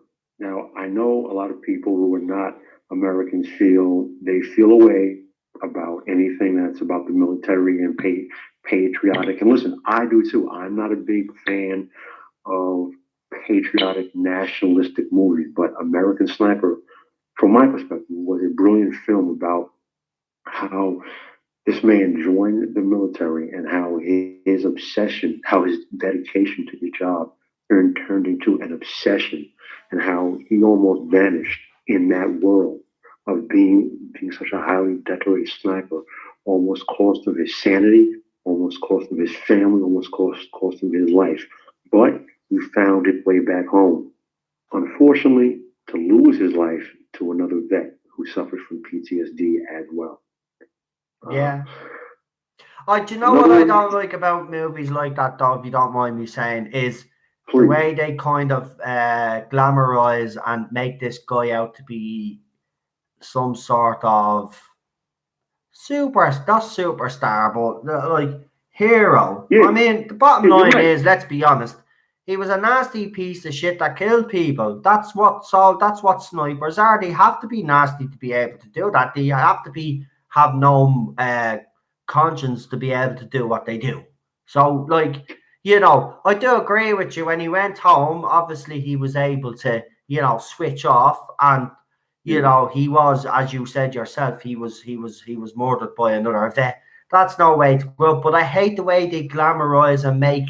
I just hate when it comes to American war movies. There's just some of them I can't watch because I hate all this bullshit. Oh, look at us! Like, we joined the war late, but we won it.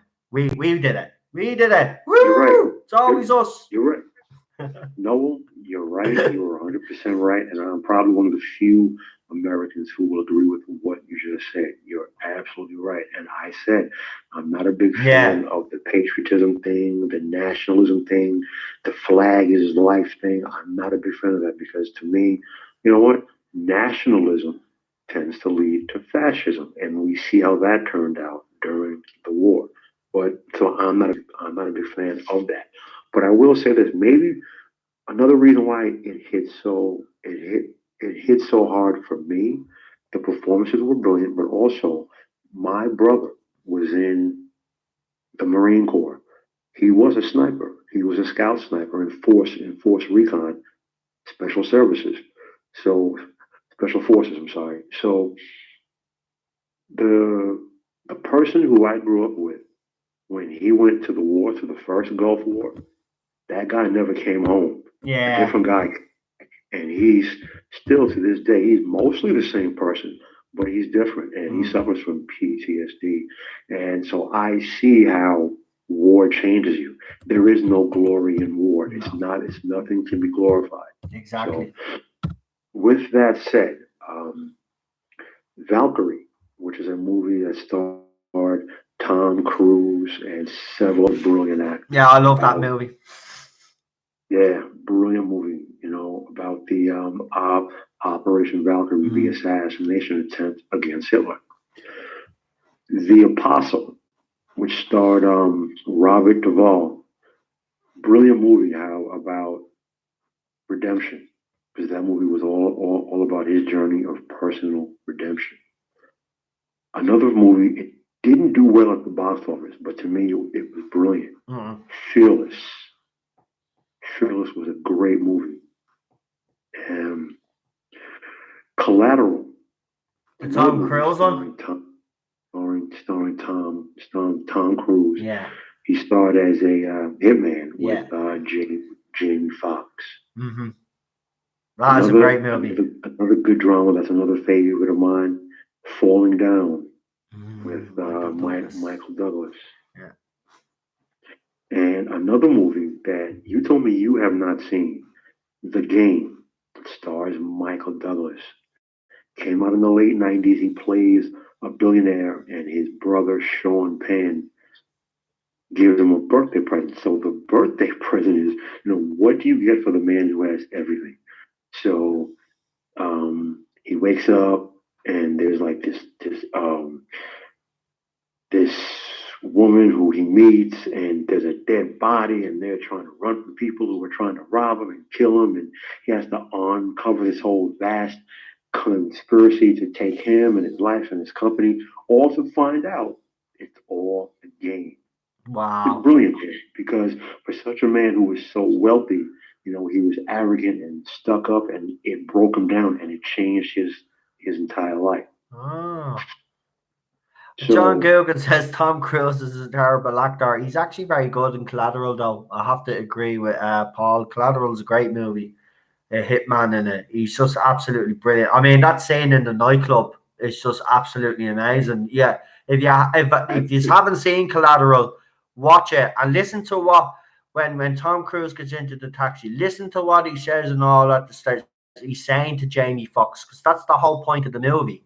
Is what he says, because at the end, it's when Tom Cruise is talking to him and interacting with him in the taxi. Right at the end of the movie, what he says to the taxi man actually happens to him. You have to watch it. Yeah, you have to watch it. It's brilliant, man. It is. And even if you're not a fan of Tom Cruise, you will like this movie.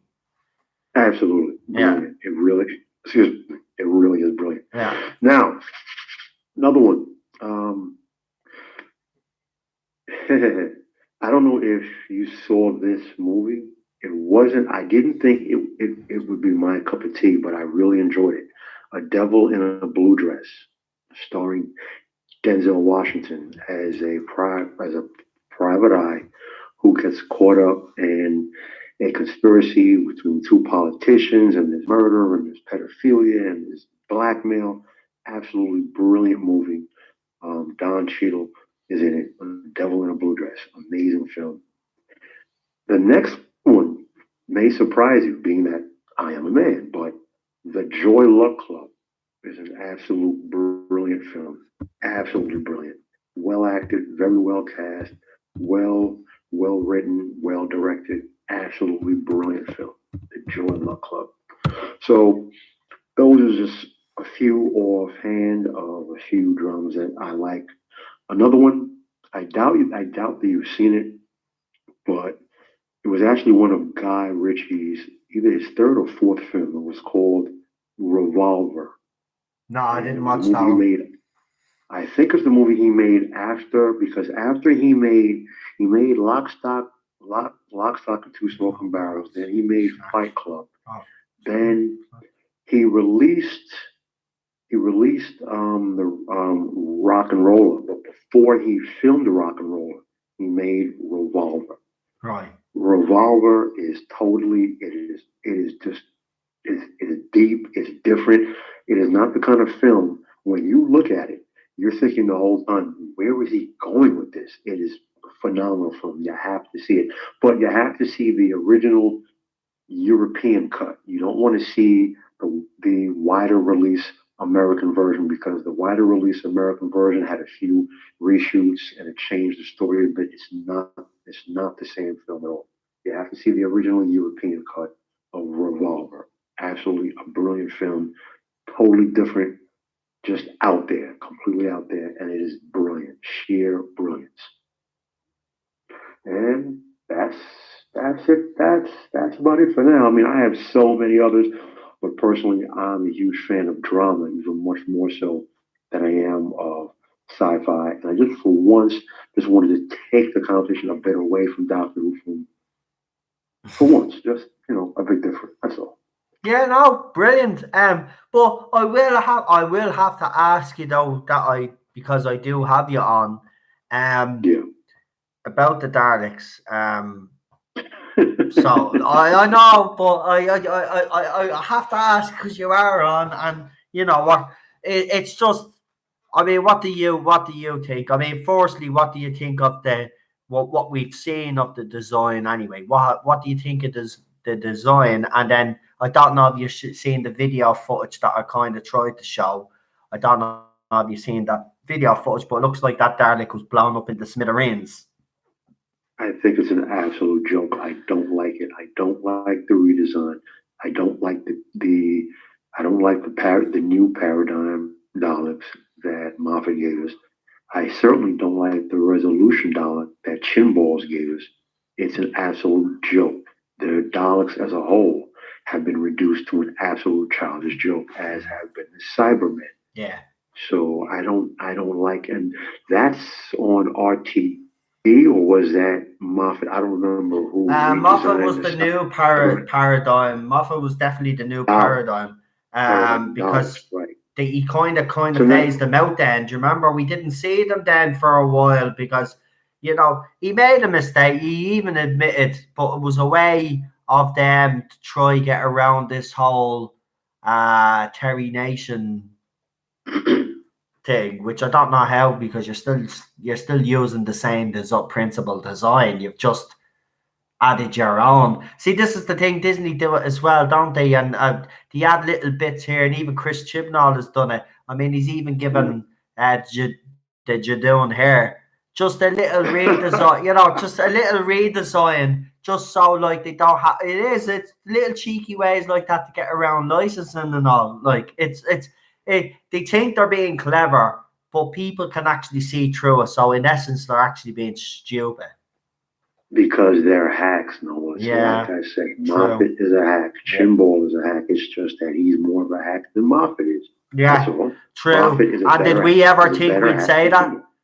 In fairness, though, did this fandom ever think, right? I know some out there did see this coming, right? And I kind of seen it coming myself, but did anybody ever think that Chibnall was going to be worse than Moffat? Yes, I did. You asked me this question, and I told you yes. Based on his previous work on Doctor Who, I said yes. I had zero. In fact, I started to feel worse and worse the more I thought about it. And Bowles Trek made an excellent video why he said he was totally dead set against Chimballs and dead set against the mean lady. Because at first, my first thought was, all right, listen, I don't want a woman to play the Doctor. I think it is agenda. I think it is narrative. But I will keep an open mind. For one reason only. Michelle Gomez. I did not want her as the Master. I was not a fan of the Mistress, but Michelle Gomez is a brilliant actor. Brilliant actor. So I said, you know what? I'll give the mean lady a chance. I don't think she's a good actor based on her work that I saw her in Broadchurch, but I kept an open mind until I saw Bowles' Trek video, and he really broke down the totality of everything that was Chimball's body of work, and I said, "Oh, I had a bad feeling in my stomach." And then when the woman who fell to earth came on the air, and I saw that complete and utter filth, I said, "What the hell is this? This is not Doctor Who. I don't know what this is." I've already accepted the fact that the new show is what it is. Okay, it's a shadow of the classic show. Fine, can't keep restating the obvious. This is what we have. But there have been a few gems along the way. But what the mean lady and Chimbals have given us, pure filth. And as far as for what happened on that bridge, could it have been accidentally released? More than likely, because you don't see security breaches like this on films. No. So they can do it for films, they can do it for television. Exactly. Right? So, you know what? I have to be of the mindset that was an accidental release. So you think, all right. So you think it was just accidental and it's not, BBC saying, screw it. I'm sorry. It was a planned accidental release. Right, yeah. So it was released accidentally on purpose, is what you're saying. Correct. Yeah. Correct. Yeah. Exactly. I agree. We've all been saying, of course it has. It's the drum up pipe, because let's be honest, right? And before I let you go, because we have run out of time, but let's be honest, right? Nobody's excited. Are you excited? Because I'm not. This news has been exciting. This footage has been exciting, even though we've known. But we've known all this. Chibnall just tried to keep everything such a secret, and now it's just fell apart on him. And you know what? Couldn't happen to a nicer man, in my opinion. Deserves it. Deserves it. Do you know what? I know it's ruined Doctor Who for some people, but you know what? Deserve it, mate. That's what you get for not addressing the fans and addressing their concerns. That's what you get for saying last week, you little knobhead, that you don't listen to people review. Yeah, it's all coming back. Listen, no, Yeah. let me speak on that. Right, go on. We'll give you a few more minutes because, to be fair, go on. Right, go on. Listening, England cannot be any different than Hollywood.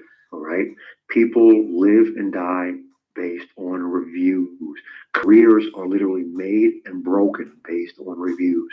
That's why people hire publicists. That's why reviews are everything.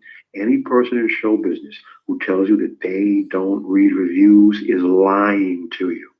They are bold-faced lying to you. So the mean lady has read everything. She has heard everything. Chinballs has read everything. He has heard everything. They know every single thing that is being said, whether they read it directly or their publicist or friends and family tell them. They hear it all. Take that to the bank. Okay? So that is an absolute lie. That's why they hire publicists. That's why these studios have public relations departments. Okay, that's why they hire people specifically to manage the PR career and public image of their stars and of their vehicles. So that is total bollocks, as you would say on your side. Now, one last thing. Go on. I will also say this. There was one word that has left my vocabulary: passion. I used to have real passion about Doctor Who. I could sit there and recite lines to you the way the actors said them. Okay, I had such a passion when you tell me Pyramids of Mars or Inferno or The Chase, the Crotons, the Autons, even the silly Nymon. I had passion. Yeah. The real Cybermen, not the cyber joke that we have now. That's gone. I don't have that passion anymore. I don't have that excitement about Doctor Who anymore. Okay? You know, I would rather quote you lines from Classic Who than anything that we have now. And where does that come down to? That comes down to the current level and state of filth that we're living with. Okay? So we both know Chinballs is gone. The mean lady is gone. Unfortunately, we're going to be forced to sit through another season of human excrement until they're gone. But it's only one more season. Yeah, but you know I know, I get you. I do get you. I don't get where you're coming from, but we have to be a little bit optimistic about this. It is one more series, and then it's gone. It's over. So there's a chance that. But again, look, you know, we all get what we wish for, right? And then it turns out to be worse than what it actually was. Then we'd be all kicking ourselves. So you know what they say: be careful what you wish for. There is a saying, and that saying is the definition of insanity is doing the same thing repeatedly, yet expecting a different result. Yeah. So based on the body of work that we have from these two individuals, based on the body of work through 11 episodes of Series 11, I cannot in any way be hopeful for Series 12. So on that note, I'm going to say good night. Good night to you. Good night to Teddy. Good night to Cheryl. Cheryl, you'll have to shout good night there. Oh. Well. Where's she gone? Cheryl's. Oh, Cheryl. Maybe the stream is a bit slow. She'll probably come out now. Or actually, hold on. Did she come back up with the dog? How long has she gone? No, she's in the chat. She may be downstairs in the parking garage in the dark again. No, she's grand there. She's saying, yeah, say goodnight. Oh, she's in the world of her own or something. I don't know. Oh, there, she said goodnight in the chat to you. There you go. It's not the same. You could have come out and said goodnight when we said goodnight. Have manners. No? Okay. I'll put on your voice, will I? Don't make me do an American accent. People say I can't do an American accent. Don't make me do it and make it show you. And insult your country men and women. My chat, my video is so far behind. Right, say goodnight to him. Good night. I can hear you, but without knowing what you're saying. Okay. And then, yeah. Okay. Yeah. Hey, it's Heads. Do you want to say goodnight? You actually lulled Ted to sleep. Here. He wants to say, here. He wants to say good night. Say good night. He has his head all to the side and everything. Good night, Teddy. Say good night to him. Night, Teddy. Say good night, Paul. Say good night. Good night, Paul. Night, Teddy. Right, good night, Paul. Thanks for calling in, and I'll talk to you soon, my friend. You look after yourself. And listen, thanks for that message earlier on, and I really appreciate it. You know what I'm talking about. We won't go into too much detail, but I really appreciate it, mate. It means a lot. Right. Thank you. Take care, my friend. You too. Talk to you soon, mate. Talk to you soon. Right. Good night. And that was Paul, everybody. Great call there. Listen, something different. You know, some good movies that he mentioned there, some that I actually haven't seen, I have to be honest with you, so I will check those out. And if there's any movies, you know, we'll do this again for Halloween. As I said, we won't restrict it to Doctor Who Halloween. We'll talk about that. So if there's any movies that you guys want to talk about, or TV shows that you really like and you want to talk about, you know, let us all know. Right. Let's keep on rolling. Let's keep on rolling. Have we any new people in the chat? I like to keep an eye on the chat to make sure that I don't miss anything. I gotta go. Great show. Night. No, good night, Chuckzilla. You look after yourself, my friend. Talk to you soon. Garrett Morgan is here. Welcome, mate. Nice to have you on board. It's a pity the bleeding chat on this side wasn't working, man. It does me bloody nothing. To be quite honest with you. Right. Who have we got? We have... Right, so Yvette is not... Right, I'll do this one time, right? Whoever wants to call... Now, I'm not guaranteeing you a call, right? But whoever wants a call... Just text me on Messenger right now. See how many I get, because I have to do the calculation in my head. So send me a text if you would like to call. On Messenger, of course. I already know Geek Named Joel wants to come on. Geek Named Joel is next.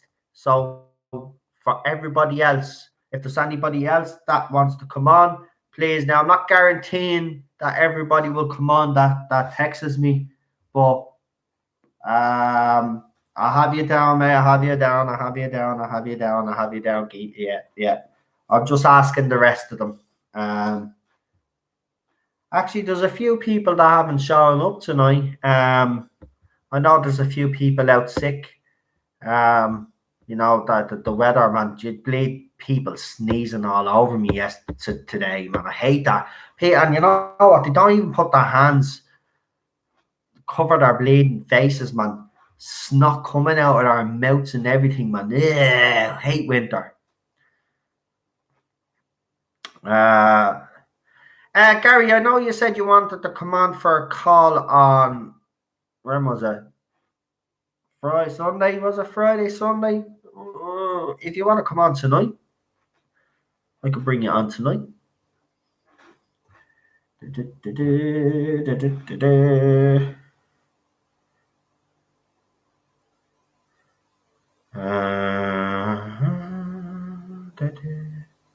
Super John, welcome, mate. Yeah, I just don't like people everywhere. It's fucking ridiculous, man. You can't go anywhere without people just snotting all over. Like, cover your mouths. You know, I know people get sick and all, but like, yeah, I don't want your fucking germs. Like, you know, I try to keep away from humans so I don't get a cold and the flu and stuff. As soon as I step outside the bleeding door, man, people just... Ugh.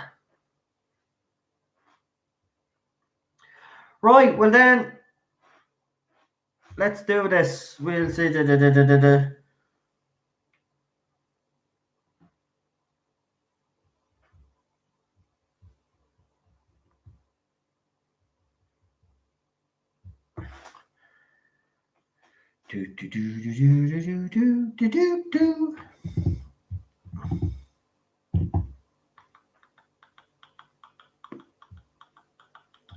Right. I don't know if I've ever brought on this caller before. I'm trying to think. But if not, new caller. And right. I see yous are all chemtrails, flu. Super John, I believe in all that crap. When I say crap, but I don't mean crap. I believe in all that stuff. Maybe we should talk sometime. Maybe do a pre-record and we can talk about that sort of type of stuff because I love talking about that type of stuff. Oh yeah, he is it. So Geek Name Joel's about to come on, right? And obviously Geek Name Joel's been with us from the very beginning on this and what you call it. Coming on now, first time call. So this is I love when we get first time callers. So here we go. Nice picture of Tom Baker there. Hello. Hello, nice to have you here. Yay, finally. How are you? I'm good. Can you hear me? I can hear you. Can you hear me? I can hear you too. Yeah, I can hear you too. Right. Go ahead. The floor is yours. Well, I wanted to come on today because, obviously that Dalek news. Obviously, I woke up this morning to a notification from you saying about Daleks returning when I saw the image, and I was disgusted with the image. I don't like the new design at all. All I really like about the design is the black and silver because it's similar to the Dalek in David Tennant's era. But the thing is and then the video obviously live tonight. As you said earlier about how the news is exciting. Yeah. But actually, it's not exciting really when it comes to it because we're all scared how they're going to get treated in their episode. Obviously, I'm a younger age, so I wanted to come on and give my views on everything. And no, I appreciate it. Can I ask you how you felt about while I have you on here? Because obviously, I like to ask new callers. Yeah. Series 11. How did you feel about Series 11? And I know you could probably go on all night here, but we've only got 14 minutes. So Yeah. I know you want because every time I ask them, they have lots to say. But try and give me the main points that for you, what made it good or bad or whatever. Well, with Series 11, I got to be honest with you, I was excited for it when obviously it was building up with press. I was excited. I cannot deny or lie. I was excited about it. Right. But then obviously the first episode dropped, and I was like, well, "What is this?" So we have a typical, stereotypical modern day Earth post-regenerative story mixed with one alien villain that's not developed whatsoever, has no interesting backstory, mixed with about 5 side characters that aren't really that gripping, interesting, or they're just 2-dimensional characters, even 1-dimensional. They're just not. They're not interesting enough. And then obviously get that cliffhanger. I mean, the cliffhanger was okay. The woman who fell to birth, it was fine. And then the coming soon trailer came along, and it was just like, okay, we're not actually getting any footage. We're getting guest stars, which some of them we've already known from leaks and stuff. And Ghost Monument came along, and already I was just like, this is not Doctor Who, because my first episode was in 2009, Planet of the Dead. That's one of my earliest memories, and I remember watching ever since then. Matt Smith to Peter Capaldi to obviously now Whisper the Wicked Witch. The Ghost Monument was crap, and then obviously Rosa came along, and I was just, what have you done? Why has one man ruined everything? Here's one for you. At what point did you say, no, I'm done? Or did you watch the whole lot? Did I say that? I said, what point did you say, I'm done? Or did you stop? Did you stop watching, or did you continue to watch? When I said, no, this is gone wrong. It was the Saranga Conundrum, episode 5. Right.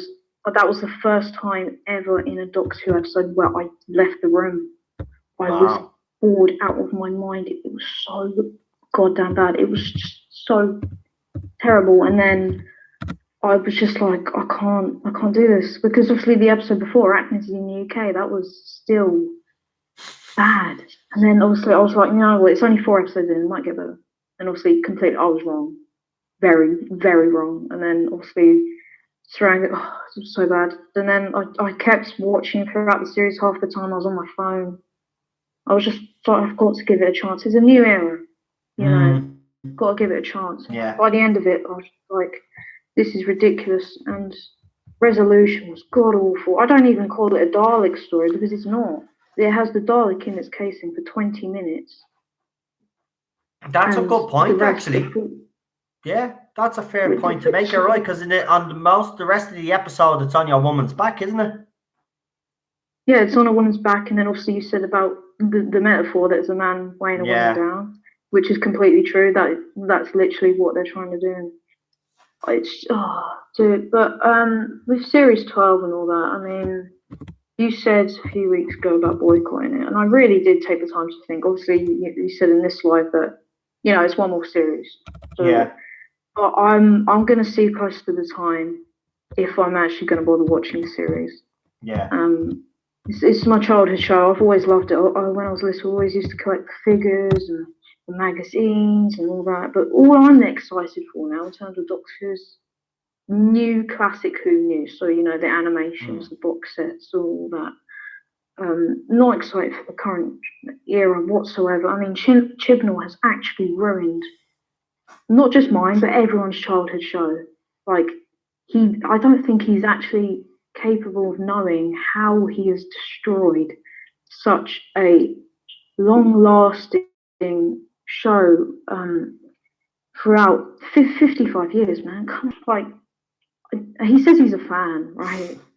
But I'm sorry, but if you can destroy a show like that, you are not a fan. You were there to change up your own rules, since you were forced by the BBC. They had no one else. So you changed up and you made your own exceptions. The BBC were going to abide by that, and then you ran it all up. These PC political nonsense storylines. They mentioned Donald Trump and American gun laws in, what was it, the Arachnids in the UK. Yeah. And then obviously, right, I don't know if you've noticed this, but in every episode, right, there's always at least one bad white male character, or even more. No, you're right. Even in Resolution, well, it was a white male, but Ryan's dad, like, Jodie obviously hated him. I mean, yeah, fair reason. He didn't go to the funeral. Well, come on, like. Yeah, and I didn't like how Ryan literally forgave him at the very end of the episode. That was lazy. That was so lazy. Yeah, I agree with you. I do. But you know what's striking about this, Colin, right? And I don't think people have actually realised this yet, but I have. The J-Bot side will say that it's always a middle-aged man. I've been accused of being a middle-aged man. Okay, maybe 40 to them is middle-aged nowadays, right? To say it's always middle-aged men, older men giving out. Well, here's a young fan right now who watched the show. He's 4th episode, Planet of the Dead, and this show is not even, and saying that this era is not for them either. So it's not just older fans, J-Bots. It's also the younger fans that actually get Doctor Who, and he gets Doctor Who. Yeah, I mean, I've always loved it, and I just, ever since 2019. Oh God! I mean, I've got to admit, I was a bit younger at the time when Jodie was announced, so I was just like, okay, I don't really care. But now ever since then, I've developed my love into Doctor Who so much more, and I've realised that just looking back, the Doctor is a male. Like, the Doctor is a male, simple as. And all this gender fluid, they're going to cast a gender fluid actor for 14. I think that they can't. If they do that, I'm sorry, I will not have any interest in the show whatsoever. What are we going to call the Doctor now? What if Companion asks the Doctor, oh yeah, so what gender are you? Oh yeah, it's going to be a whole bull crap. I do agree, yeah. I don't even want to go there, to be honest. Yeah. But here, I heard something interesting tonight. now that I have you here, I might Yeah. as well just tell you. So before I came on the live stream, I was Mhm. told something very, very interesting today. Oh, okay. Now, it's still to be confirmed, Mhm. but there is, I think, a rumor going to be circulating pretty soon that the new Doctor has been cast. Now, Oh God. now, hear me out Yeah. on this. As I said, I've obviously got in contact with the usual sources. So what will Yeah. happen is now is they will go away, do what they have to do, and then I'll come back and when I get Verify it all. Yeah. when I get a definitive answer, I will let you know. But apparently, no, this is just what I've been told today, and Mhm. we will say allegedly, right? So to cover me arse, Yep. Jodie Whittaker's replacement has been cast. Now that's what we've been Okay. told, and the person that has actually told me is reliable, right? Yeah. But that doesn't mean that still doesn't mean that the information is true. But the person that's telling me is reliable, and I trust this person 100%. But I have sent it off to see will it be verified or not. So hopefully in the next couple of days I'll be able to let you know if that is 100% true. And if that's the case, look, I've said it already anyway. They're gone. It's coming They to all the gone. end Yeah. of this era. It's pretty much confirmed at this Yeah, point. five-year contract ripped up. All you J bots that still keep out there that are saying no, they've got a 5-year deal. No, it's not happening. Sorry. No, They're it's gone. not happening. You know Ever the way since that 5-year deal was circulated yeah, before Series exactly, 11, and exactly. I genuinely think that was probably put in place. I Mm. would say that was probably put in place, but then obviously Chaos and Cardiff happened, and then that was just completely thrown out the window. But they did And it. when the meeting, you mentioned about how they were going to do a meeting, and then obviously I texted you saying, what if this is whole meeting about turning things around and making it okay? We're all worried about that, but now it's confirmed at this point. They are gone. If a Doctor has been cast for 14, good, because that also, yeah, you said it's a rumor, but I'm just going to say it's from you. Usually when it's from you, it's correct. I mean, the Daleks, Jadoon, Cybermen, all that. Thank you. But yeah. Here's one for you. Can I ask you, who's your choice? Mhm. Who's your choice to take over for Jodie Whittaker? Is it someone that I've mentioned, this channel's mentioned, or is it someone completely different who you'd like to play the Doctor? Be actually interested to hear who you'd like to. Well, you've mentioned Michael Sheen was in the room with James Murray. You personally, I think, said Richard Ayoade. Yeah, I did. Yeah, that's who I'd like. I think all of those choices would be fair. Yeah. James Murray, I put on Twitter that he's affordable and he would be safe. Yeah. But I think really what they need, what Doctor Who needs right now is a big name to unite the fandom together. They need a big name, and Michael Sheen would actually fit that big name if they can afford him, obviously. But if I were to go with anyone, it would be Rufus Sewell, actor in Victoria. He was the Prime Minister with Jenna Coleman as Victoria. He's also in The Man in the High Castle. That's a good series. But I just think he just has the look. He's slightly older, which I think is good, better. He just has the look. I think he would have the darkness and the more anxiety-riddled Doctor, like more worried, more fearful sort of thing, like Christopher Eccleston's Doctor. Similar to him, I would think that Rufus he would do it perfectly, and he is affordable. I mean, he's been doing shows for Amazon Prime, but I think he is affordable, and he works on ITV for Victoria and that. So I would go for him. Good choice. A lot of people have actually mentioned him as well. I mean, I don't, as I said, I agree with you. It has to be someone that's going to be able, because we have said this on this channel, whoever takes over from Jodie Whittaker is going to have a huge job. The showrunner plus the actor that takes over, because they will have to unite a fractured fandom. And I don't know who you get, who's going to be able to do that. For me, personally speaking, and I do agree, JJ says this whole age thing seems to be an excuse nowadays. I do agree with you if you're talking about the Doctors. I don't think age really matters, but as Eddie said, in this current climate, it kind of does, unfortunately. The most successful Doctors in the modern era have been David Tennant and Matt Smith, and there's no getting around that, right? They were the you know what I mean? So, look, just once for me personally, once the actor has good credentials, you know, and knows a thing or two about Doctor Who, that's who I want. I want someone that can come out and say to the fans, yes, I've watched Doctor Who, right? You don't have to be a fan, but you've come out, I've watched Doctor Who. I have actually watched it, and names their favourite episode so we know they're not bullshitting, you know? Yeah. I'd be happy with that, right? Once they know their stuff. And I think Michael Sheen fits that bill perfectly because I think he is a bit of a sci-fi geek as well. Yeah, so is Richard Iwadi. He's a geek. He's a proper geek. So, you know, why not go for a geeky Doctor or Michael Sheen? That's what I say. Why not? Have a doctor with glasses. That's it. Why not? Nothing wrong with that. Nothing wrong with that. Why not? I think if they were going to do a woman again, then just leave it for a while. Leave it for a good while. Yeah. And until the BBC can prove it can work. Because at this minute, it's not going to work for the moment. It hasn't worked. Here's the thing, though, and I've said this, right? I don't think it's ever going to work, and I still don't think it's ever going to work. Yeah. These people that are in society now that are trying to change the way we think, change the way we behave, change all this, change our entertainment and all, right? Remember, there's only a small percentage of them.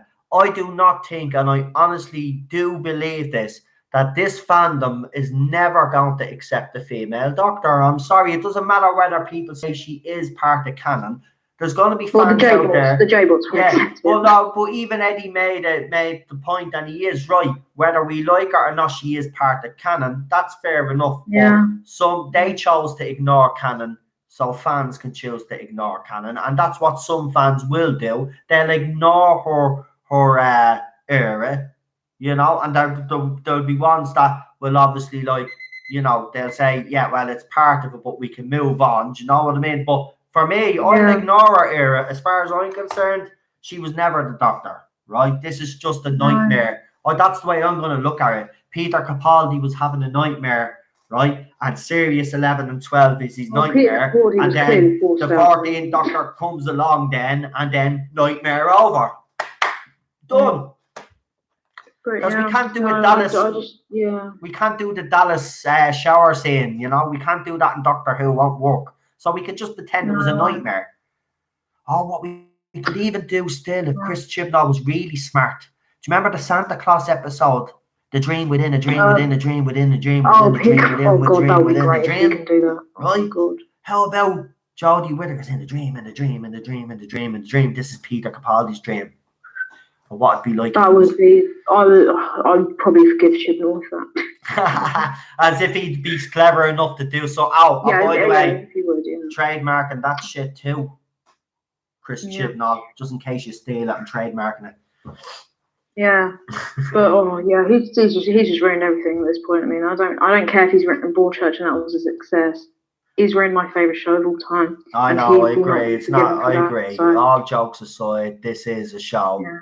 A franchise that has been destroyed. 55 years. I know.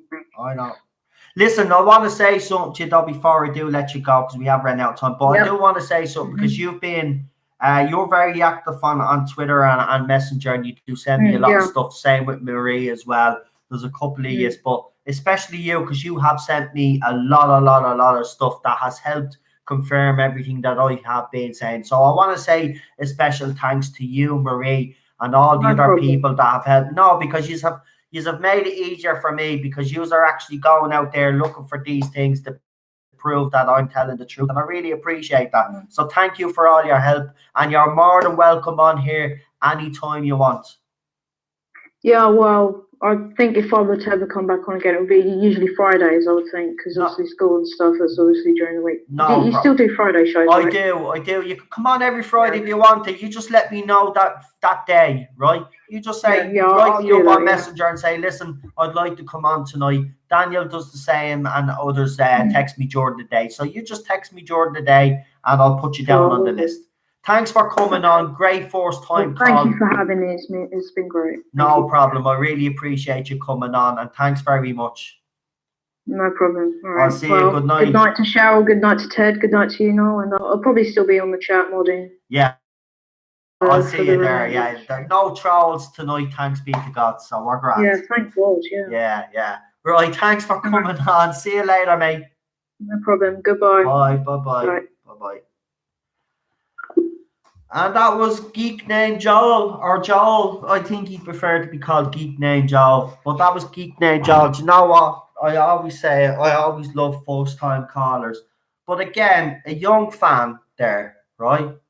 And it just goes to show you, right? These other people say, it's always it's old men in their basement giving out about Jodie Whittaker. They're all a bunch of sexist, misogynistic pigs and all. It's always the... There's plenty of young fans like Geek Named Joel that feel the exact same way. And, hopefully, because Geek Named Joel has called in, that if there is a few more that are in the live chat, that'd like to come on, not on a school night, obviously, because, you are in school, and I remember what that's like, because you'll always have your parents saying, it's time to go to bed, you're up for school in the morning. Come up Friday nights. If you want to come on Fridays because it's the weekend, because I'd love to hear from more people, like especially the younger viewers, because they're always saying they're always saying it's the older viewers. Let's prove them. Let's actually prove this fandom, right? Let's prove a point. Let's get more young viewers on here to talk about their experiences with Doctor Who and tell me why they either like or dislike Series 11. Right? I'm willing to listen to both sides, but Joel, thank you. Geek Named Joel, well done, mate. First time call, absolutely brilliant. Brilliant. I love it. But you know what? At the same time as well, I'm going to say something. That call made me sad, right? And I'll tell you why. Because imagine how he would have felt when he watched Doctor Who for the first time back in 2009, like the way we would have felt when we first watched Doctor Who, whether it was in the 70s or 80s for some people, or whether it was from the very start from some people. You remember that first time you watched Doctor Who and how that show made you feel. Makes me sad when I hear someone like Geek Named Joel come on and say that this show is no longer for him. This has been your legacy, Chris Chibnall, right? You ought to be ashamed of yourself. You ought to be ashamed of yourself. It actually really does annoy me and piss me off and make me sad. You have absolutely destroyed something amazing. I'm being honest, I've said this from day one. BBC don't even realise the potential of what they have, or if they do, they just keep mishandling it. It's about time they handle business now. Fans deserve it. All this dedication, and I'm talking about the fans from the very beginning that still even try to watch today. Those fans deserve to be rewarded, right? Which means they deserve a decent series to be rewarded with. So, I just can't wait until this nightmare is actually over and we can move on and see what happens. I'm not saying it's going to be perfect. It probably won't. And we're probably never going to be satisfied. We'll probably never get the Doctor Who that we want. But if it can resemble something like what we used to get, right, and it has less of that political crap in it, I think fans will accept that, but, we shouldn't have to accept that. It should be better than what it is. But, I don't know. I keep saying I don't know if the BBC have the will to push this show as far as it can actually go when it comes to, they have a gem on their hands. They don't realise all those villains, all that history can still be tapped into if done right. I don't know, it just baffles me. But that calls like Geek Named Joel really set a home for me. Because when you have a fan like that telling you that even this era doesn't appeal to them, right, then you know that they're doing something wrong, right? So I'm an older fan, he's a younger fan. So according to the J-bots, we're both wrong, right? And it's the same everywhere. And it's not just the Doctor Who fandom that's suffering. Let's remember our friends in the Star Wars fandom, and there's some Star Wars fans here. They've had to go through the same. And it's franchise after franchise after franchise, TV show after TV show. And yes, I'm repeating myself, but this is the point. You know, this is why the channel was set up. We have to keep hammering home about this because they're not listening, and they need to start listening. Now we need to actually do the next thing. The next movie to come out now that everybody is the Star Wars movie. Now, before I do go, and I will end this stream a little bit early tonight because we actually don't have any more callers, and Messenger is actually playing up a little bit, so we're going to leave it there. But what I will say is this whole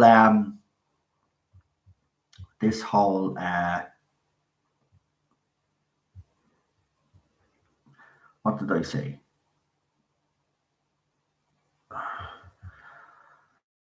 All right. That's a good one. Going forward, Chib's era Daleks are going to be known as genderless pepper pot shaped wheeled things. Pronouns XE and XI. Oh my god. Boss check, you're a legend. You're a legend. That is brilliant, man. That is brilliant. People just trying to brilliant. But listen, it just brings it all home, and the fandom menace gets some stick, but again, the fandom menace has done what the fandom menace has done, and they have exposed Disney for what they are, and everything that they spoke about leaks and spoke about all the rumors that they were and information that they were given, and these YouTubers were all ridiculed by SJW Star Wars fans, and doxed and bleeding, harassed, and you name it, everything happened. And look what's at the happening now. Look what's at the happening now. It's that everything that all these people have been saying has actually come to light. So congratulations to the fandom menace, right? Yous have done yourselves proud. Yous have done our fans proud. Keep up the good work, really. And I will always say it. Yeah, guys, Ballstrek, Neurotic, and Doomcock for me. The trilogy. They got the golden boys of YouTube. I think they're three of the best YouTubers out there. Personally, I know some of you will have you as our favorites, but they're definitely my three favorite YouTubers. And I'll always, as I said, always give them a shout out on this channel. And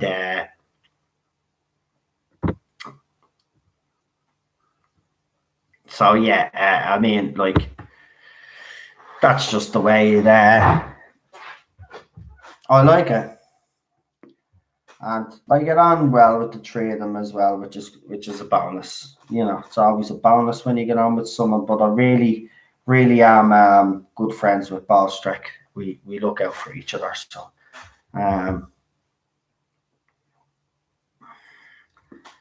they're doing all these Star Wars polls now. But here, I will say one thing about this Star Wars trailer, right? The Star Wars trailer, did anybody else think the same as me looking at it?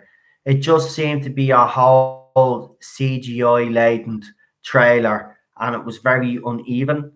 I mean, what's all this thing with Super Ray? What the hell, jumping all?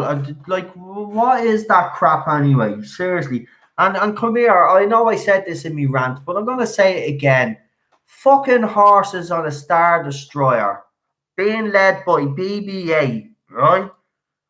What is going on? And JJ, listen, I said this to you before, you clown. Right? You have this thing about spaceships coming out of clouds, coming out of oceans. You've done it already in the Star Trek universe, and now you're going to repeat the same trick in Star Wars. Get away, you clown.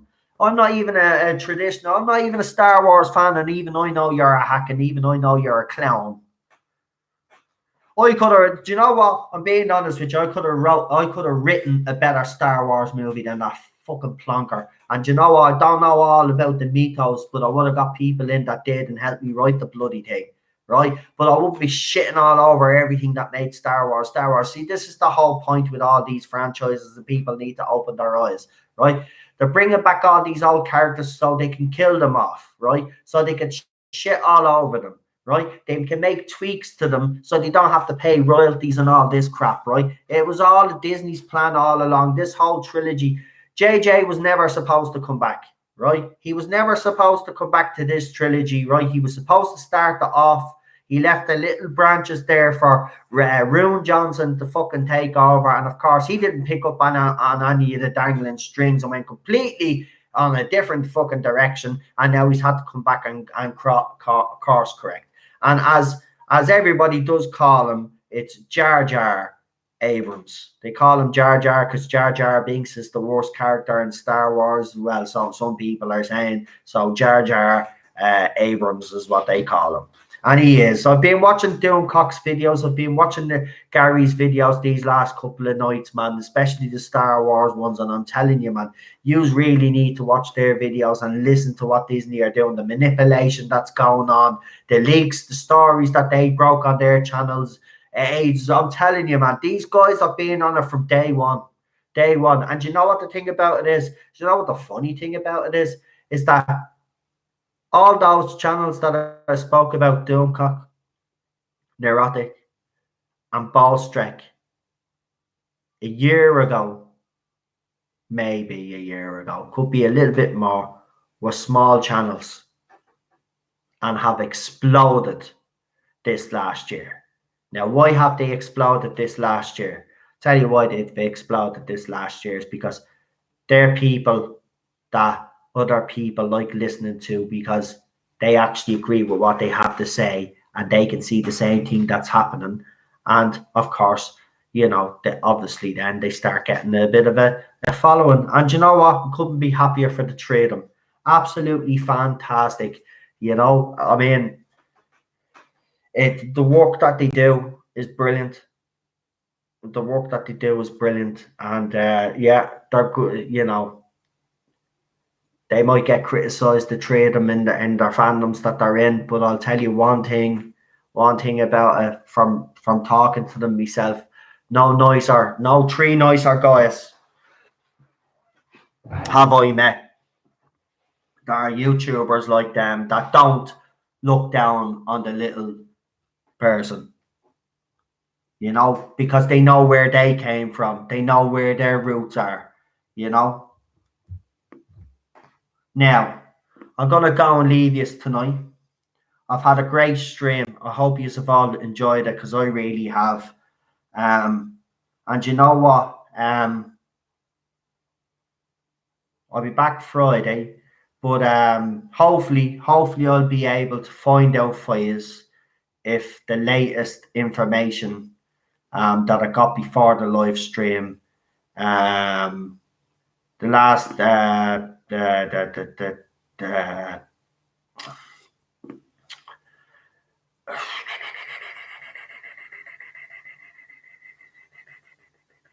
what's that?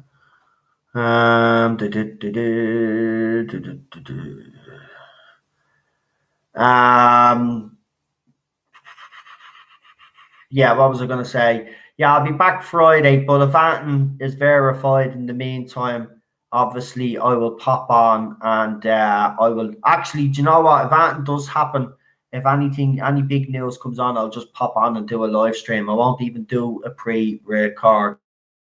I will just do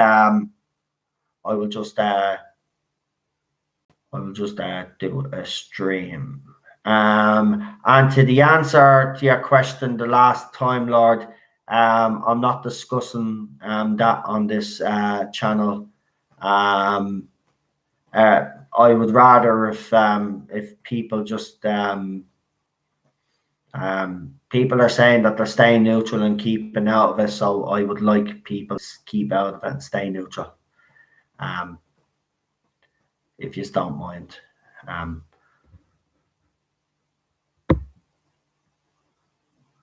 And I'm just going to get rid of that because I don't want that there.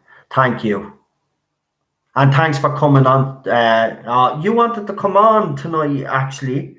Shit, I forgot you. Do you want me to put you down for Friday? You were supposed to come on tonight last time, Lord, if I remember correctly. I think you sent me a message to ask me if you wanted to come on. Damn, I'll get you on Friday, man. If you want to come on, let me know. Send me a text message on Messenger, the usual. And actually, before I do finish the live stream, right? If anybody actually wants to be on Friday's stream, send me a text on Messenger now, right? And then obviously, if you watch later on or whenever you watch, if you want to come on for a call, talk to the hostess with the mostess, then drop me a message there, right? And we will then get you on, all right?